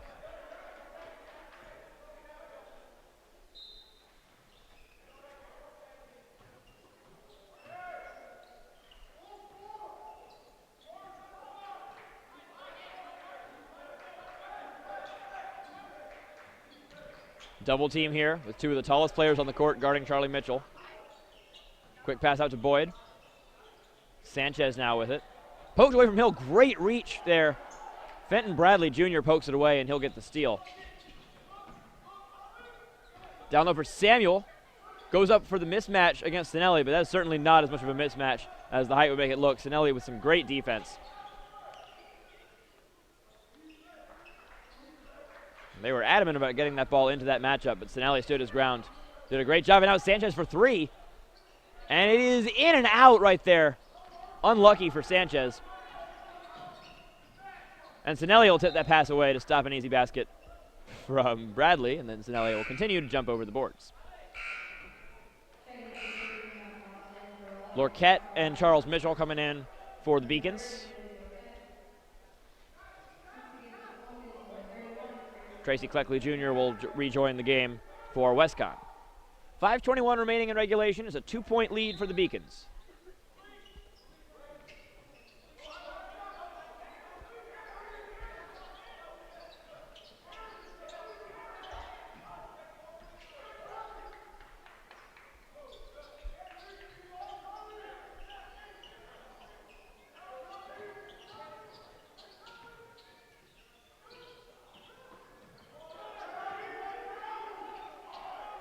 They get a shot off with 1 second on the shot clock, and Bradley gets an offensive rebound and puts it back in to tie up the game. Fenton Bradley Jr. has been a key player for this team all game long.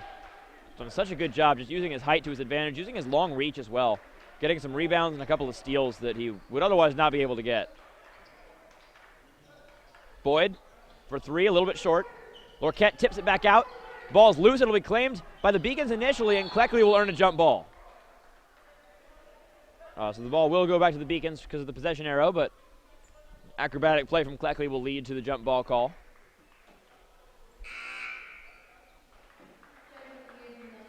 Lorquette will sit once again. We'll see Javaris Hill come back out now.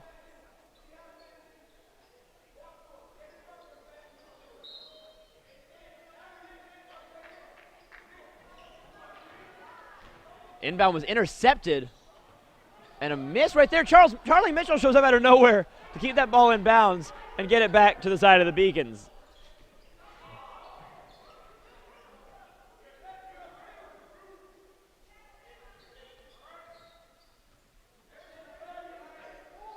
Charlie Mitchell getting a pick from Hill. Picks up his dribble. Boyd coming to the rescue. Good dribbling right there, and he finds Charles Mitchell. Open three, a little bit long, and that one will be taken away. Still all tied at 46, under 4 minutes to play. And we get a block call right there as Jefferson just runs over Mitchell, but Mitchell was still moving, so foul goes against the defensive player there. And that'll be a 1-on-1, I believe, but we will not get to that until after the timeout. So we'll take a quick break. Score all tied up at 46. 3:53 remaining in regulation.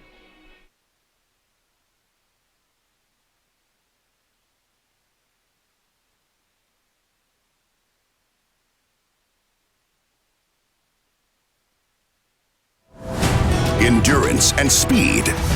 Incredible power.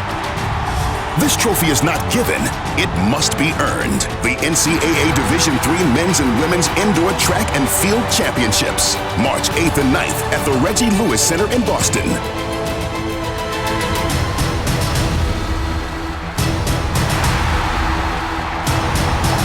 Visit ncaa.com/tickets to secure your seats today.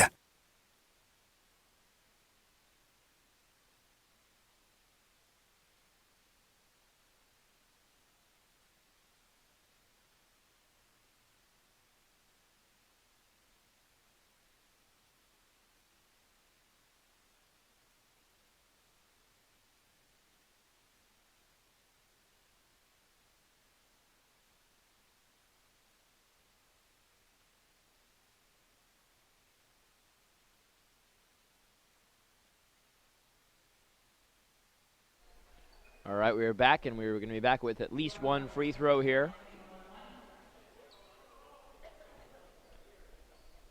A 1-on-1 here for Ronald Jefferson, trying to put his team in the lead.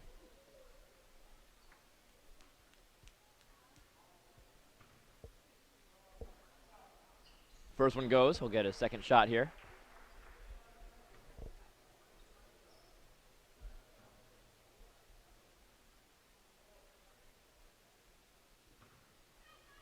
And Jefferson's second free throw will fall as well. So 48-46 is the score.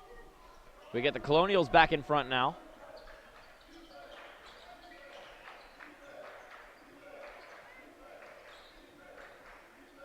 Charlie Mitchell finds Charles Mitchell now.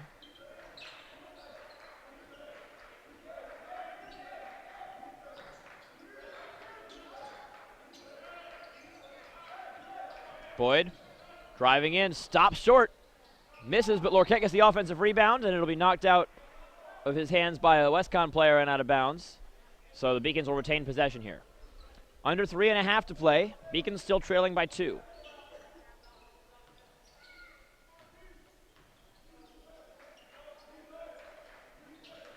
Charlie Mitchell driving in, looking for Lorquette. A lot of players between them. And we get the ball picked up by Charlie Mitchell and then a timeout called, heads-up call right there. So the quick timeout taken right there to make sure that the Beacons retain possession. They still trail by 2, 48-46, but this is a long possession, so they're able to hold on to the ball here for an extended period of time, and if they can score, they will be able to tie this game up. And the offenses have not struggled quite as much as they did in the first half, but still certainly a defense-heavy game. Both teams still under 50 with just over 3 minutes remaining in regulation.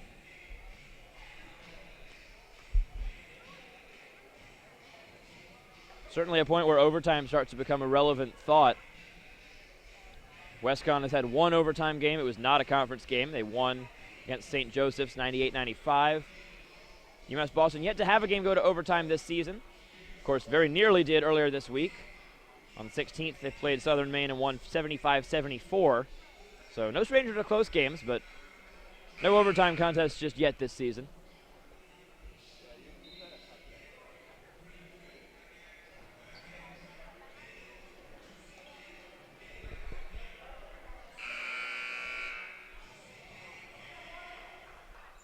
And we are back from the timeout now. Charles Mitchell to inbound. Inbound goes to Javaris Hill, almost lost it, but manages to hang on. Double teamed, gets the ball out to Boyd. Some good help defense right now coming out from the side of WestCon. Hill goes up for that one. Boyd fakes the three. In for Hill.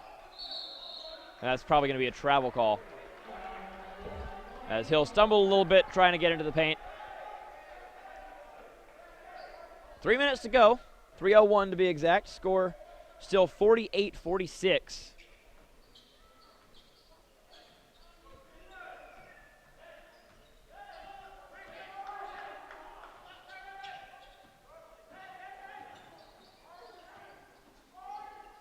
Goes up for that one, and a block by Lorquette.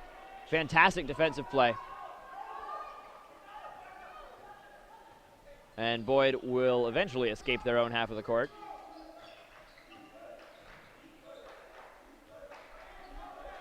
Two and a half to play. Still a 2-point lead for WestCon. Cinelli with the ball. Finds Boyd. Thought about a three. Backs off. Covered very tightly now by Cleckley.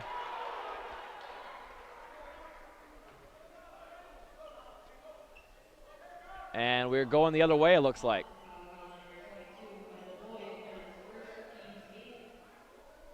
Boyd called for his first foul of the game. It'll be an offensive foul, 8th one of the game for UMass Boston. So WestCon gets the ball. They still lead by 2. The basket here would be huge. Any points from either team will be so important at this point in the game. The game's so close and both teams having so much trouble on the offensive side of the ball. Mix that with some really good, very creative defensive plays here.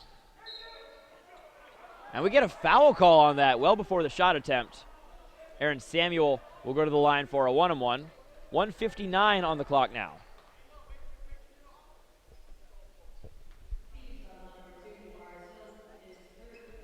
Javaris Hill called for his third foul.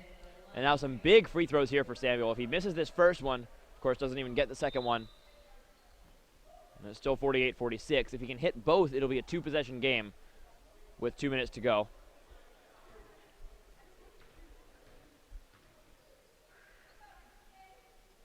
Samuel, perfect on the first one. 49-46. Second free throw, also very important. Looking to make it a 4-point lead. And that one misses. Big rebound for Hill right there. Now this is still a 1-possession game. And a 2 is not even a bad result now for the Beacons here. Charles finds Boyd.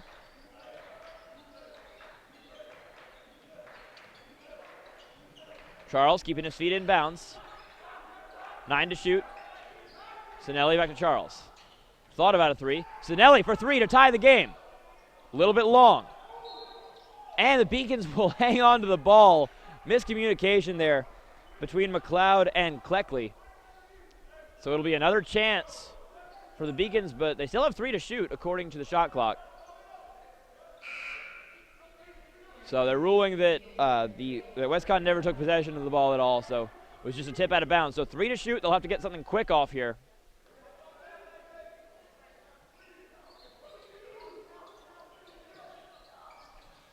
Puts it up.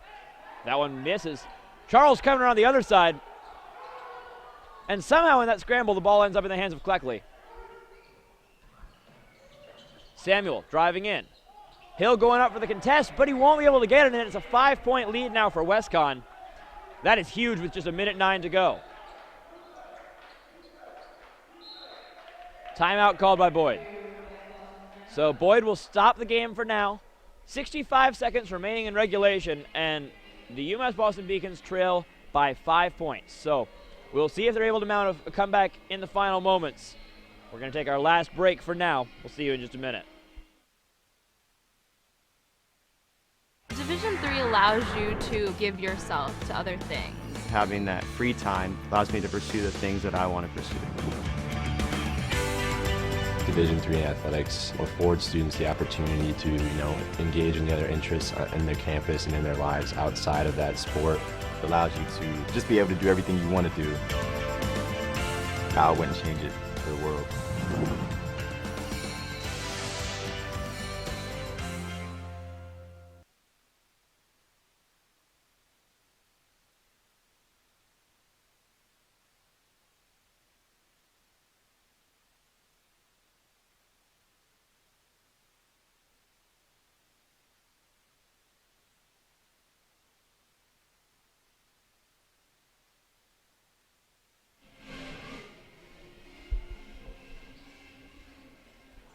right, hello again, everyone. Olin Hayes back with you for the final 65 seconds of regulation here between UMass Boston and Western Connecticut State. It's a 5-point lead for WestCon right now. UMass Boston with the ball. And this is a crucial possession that can very much determine the outcome of this game. Dangerous pass in for Hill, and he gets blocked cleanly right there by Cleckley. That is huge for WestCon. And I think we get an offensive foul call. So that's a big call if that is what the call is.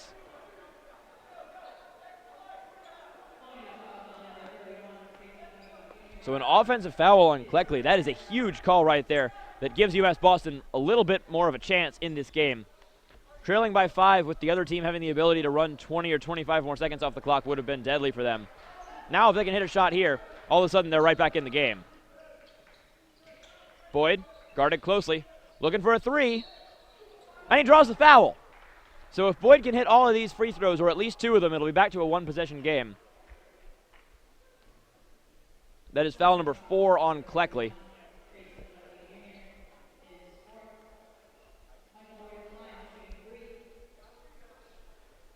Three big free throws here for Michael Boyd. Team's leader in free throw percentage at 70.5 coming into the game.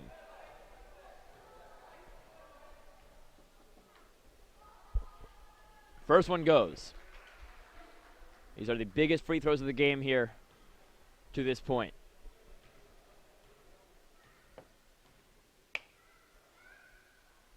Boyd hits the first 2. They're going to ice him before the last one. Timeout called by Coach Rancourt for WestCon. And this is the key moment in this game here. It is 51-48. We got one more free throw for Boyd. If he can make it, it's just a 2-point game. If he misses it and they get a rebound, that would be the best case scenario for UMass Boston, but you don't really want to take a chance on missing it intentionally, most likely. Unless they do, we'll see what Coach Jason Harris wants to call. See if they have anything clever up their sleeve or if they just want to try to finish this out with a couple of good possessions down the stretch. So 36.6 is the time remaining on the clock. And this last free throw could make it a 2-point game.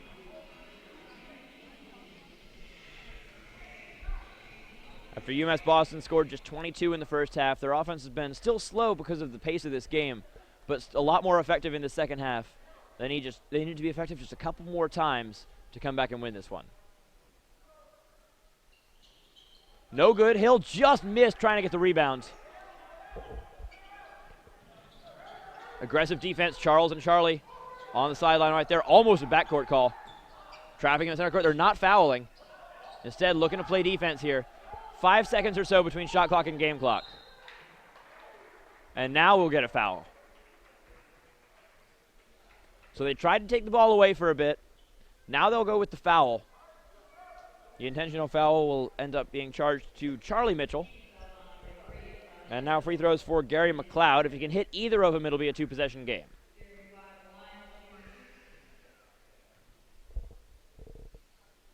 That one well short.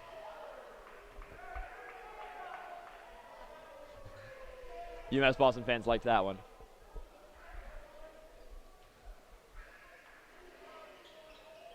Gets the second one. It was a little bit short, but rolls in. 19.4 to go. And they leave them open here. Hill going to the basket, and he misses. Misses an open layup right there, and that could be the game right there. A huge miss. Really unfortunate for Javaris Hill. Would have been a 2-point game, but instead with 11.5 to go. It is still 4 points, 2 more free throws coming up. And now they don't even really need to hit these as long as they can avoid giving anything free over to UMass Boston. So it'll be up to Ronald Jefferson. He's been sitting on 4 fouls for a good amount of the second half, still in the game.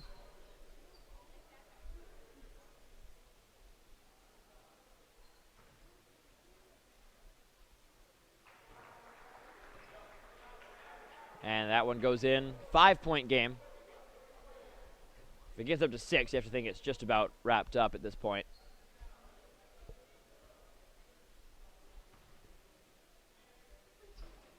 That one goes. So 54-48. Got to get something right away. Charles Mitchell for 3. That one misses. Hill will not get the putback. And that is going to be all for this game. So A rough finish for UMass Boston. Western Connecticut State clutches it out. A couple of free throws that they hit at the last moments, and some big shots, and more importantly, some big defensive plays coming down the stretch. They hold UMass Boston to just 48 points. Only 22 in the first half, 26 in the second. So that is going to be it for regulation and for the games today. Thank you guys so much for tuning in. Western Connecticut takes down UMass Boston 54-48. We'll be back with an interview with the coach in just a moment.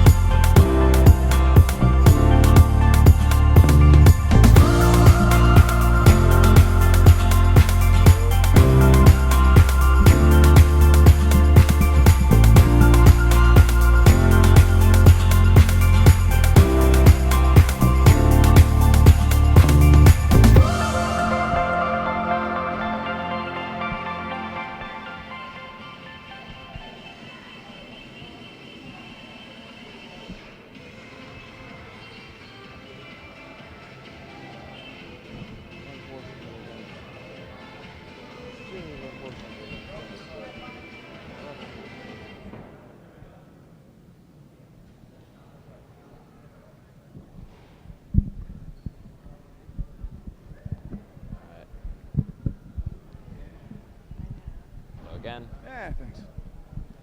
We good? All right.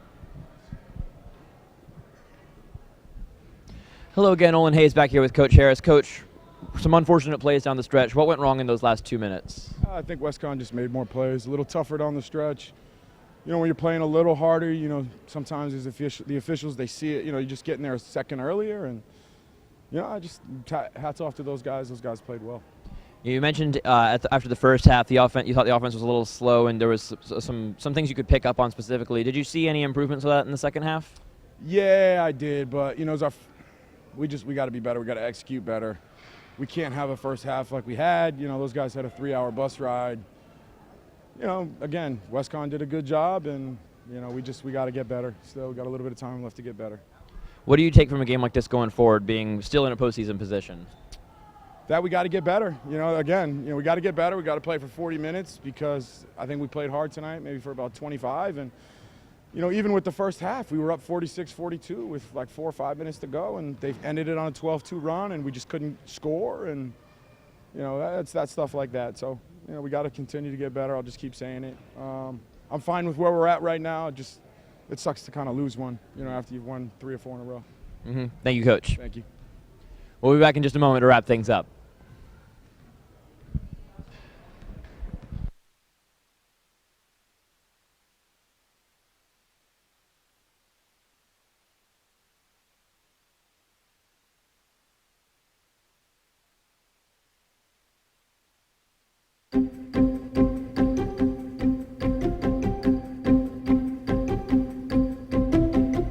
What's really unique, I think, here is that we're really encouraged to not just do research, but to do research that really improves people's lives and solves problems. Society has really never had to deal with a problem as complex as dealing with climate change before. Climate Ready Boston is our data-driven approach to climate change and how we can make sure the city of Boston is prepared for the next 100 years.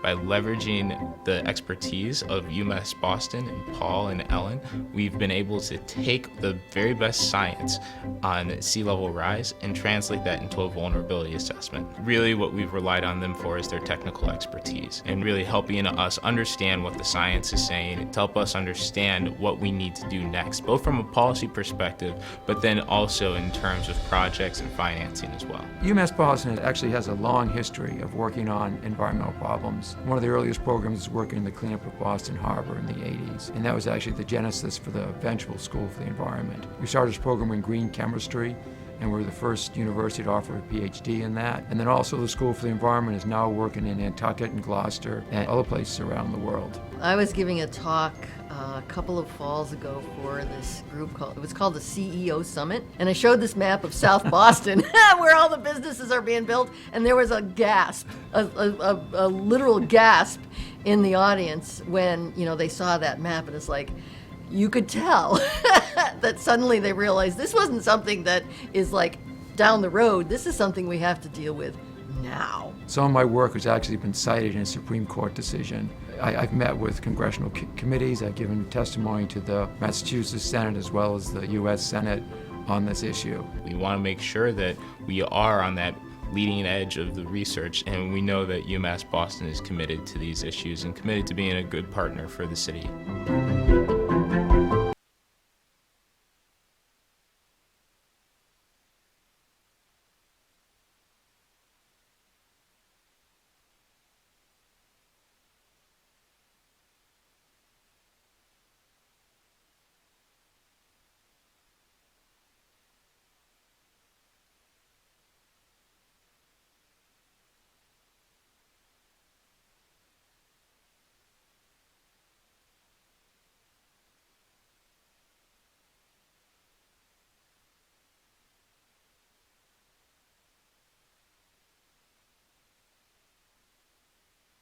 To Fenton Bradley there. And a block from Hill from behind rather.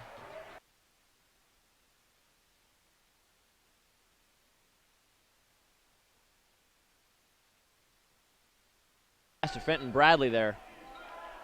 And a block from Hill from behind rather. Dribbling from Charlie to get across center court right there. Cinelli pulls up, looking for a foul call. Referee was not buying it. Now we go back quickly the other way, and that one misses. Samuel gets the rebound and puts it back. Boyd pulls up for three, and that one goes. Michael Boyd has such a quick pump fakes. Now finds Charles. Alex Sanchez, and the ball tipped away by Gary McLeod. Another aggressive defensive play, and coming in from behind is Charles Mitchell. 7:33. Cinelli. Step back, just inside the three-point line, and there's two more for Cinelli. Charlie Mitchell driving in.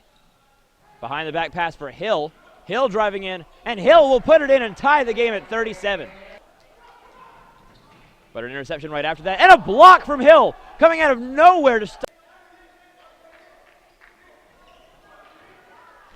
Inbound was intercepted, and a miss right there. Charlie Mitchell shows up out of nowhere. Crucial possession that can very much determine the outcome of this game. Dangerous pass in for Hill, and he gets blocked cleanly right there by Cleckley. That is huge. Hello everyone, Olin Hayes back here as we take a look at some of the final stats from today's game, and really the big story to take away from this, the percentage is just so low on the side of the UMass Boston Beacons. The shooting, 26% from the floor and just 15% from long range. The team really tried to live or die by the three ball today, and it did not work out in their favor very well. Still managed to keep the game close for a long time, but eventually those missed shots just added up, and WestCon rebounded well enough that they were able to take command of the game later on and really stop UMass Boston down the stretch. As Coach Harris mentioned, the game finished on a 12-2 run. It had been 46-42 in favor of the Beacons, and then just unable to shoot from anywhere, really, for the last couple of minutes of the game. They end up falling 54-58. The loss puts UMass Boston down at 4-5 in the conference. WestCon improves to 5-3. As we'll move over and take a look at the individual leaders from today's game. And on the UMass Boston side, what really stands out here is that their leaders in points had so many more than WestCon. They had 18 from Cinelli, and then Hill and Boyd each with 10.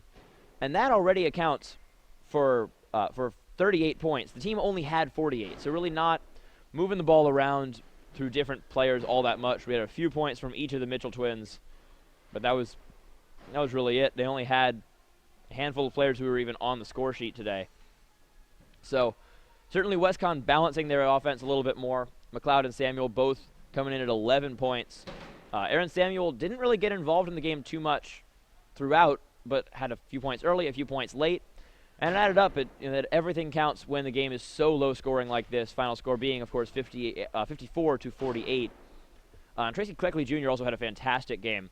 We see him in the lead there on rebounds on his team.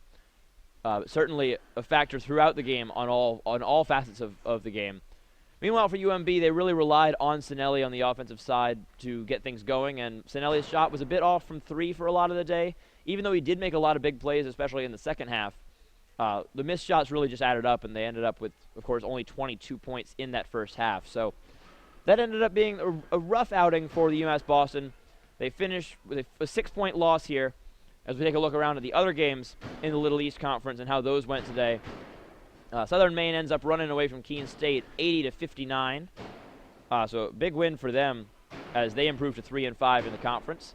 Eastern Connecticut State asserts their dominance as the #1 team in the LEC, 93-77 win over Rhode Island College, who, since they also lose, they stay a game behind UMass Boston in that race for the 6th spot. And Castleton falling pretty hard to Plymouth State. Plymouth State with an 82-49 win. Castleton falls to 0-9. Plymouth State improves to 5-4. Keeping pace just half a game behind Western Connecticut State. So before we wrap things up, we're going to be looking ahead just to see what the schedule has in store for the UMass Boston Beacons over the next week or so. On the 23rd, they'll be hosting Keene State. Keene State currently 3rd in the conference, as we just mentioned. They won their game today, so that should be a really intense game right there, and if UMass Boston can win that, that would be a big win that would get them a little bit higher in the playoff positioning. After that, they travel to Castleton, which should be, in theory, be a game UMass Boston should win. Castleton at 0-9 at the moment right now. UMass Boston sitting at 4-5. But Castleton has had a couple of close games with teams in the conference, though, so never able to write anyone off, but certainly that should be a game UMass Boston wins. The other two will be incredibly difficult. Keene State a little bit ahead of UMass Boston in the standings, and Eastern Connecticut State currently sitting at 8-1 after today's win. They lead the LEC pretty solidly. So a tough stretch coming up for UMass Boston. And if they can win a couple of their next games, they'll be in very good position in the playoffs. At the moment, they sit in the 6th seed, which is right on the bubble. That's that last playoff position. So the Beacons will try to at least stay there, if not move up a little bit the rest of the way as they look towards the postseason and the Little East Conference Tournament. That's all we have for today. I'd like to thank our production team for today. Thank you guys all for tuning in. It's been a great day of a doubleheader worth of action. And it finishes with the women's basketball team winning 70-67, and then the men's team losing 54-48. For everyone else involved, my name is Olin Hayes. Thank you guys all for tuning in tonight. We'll see you next time.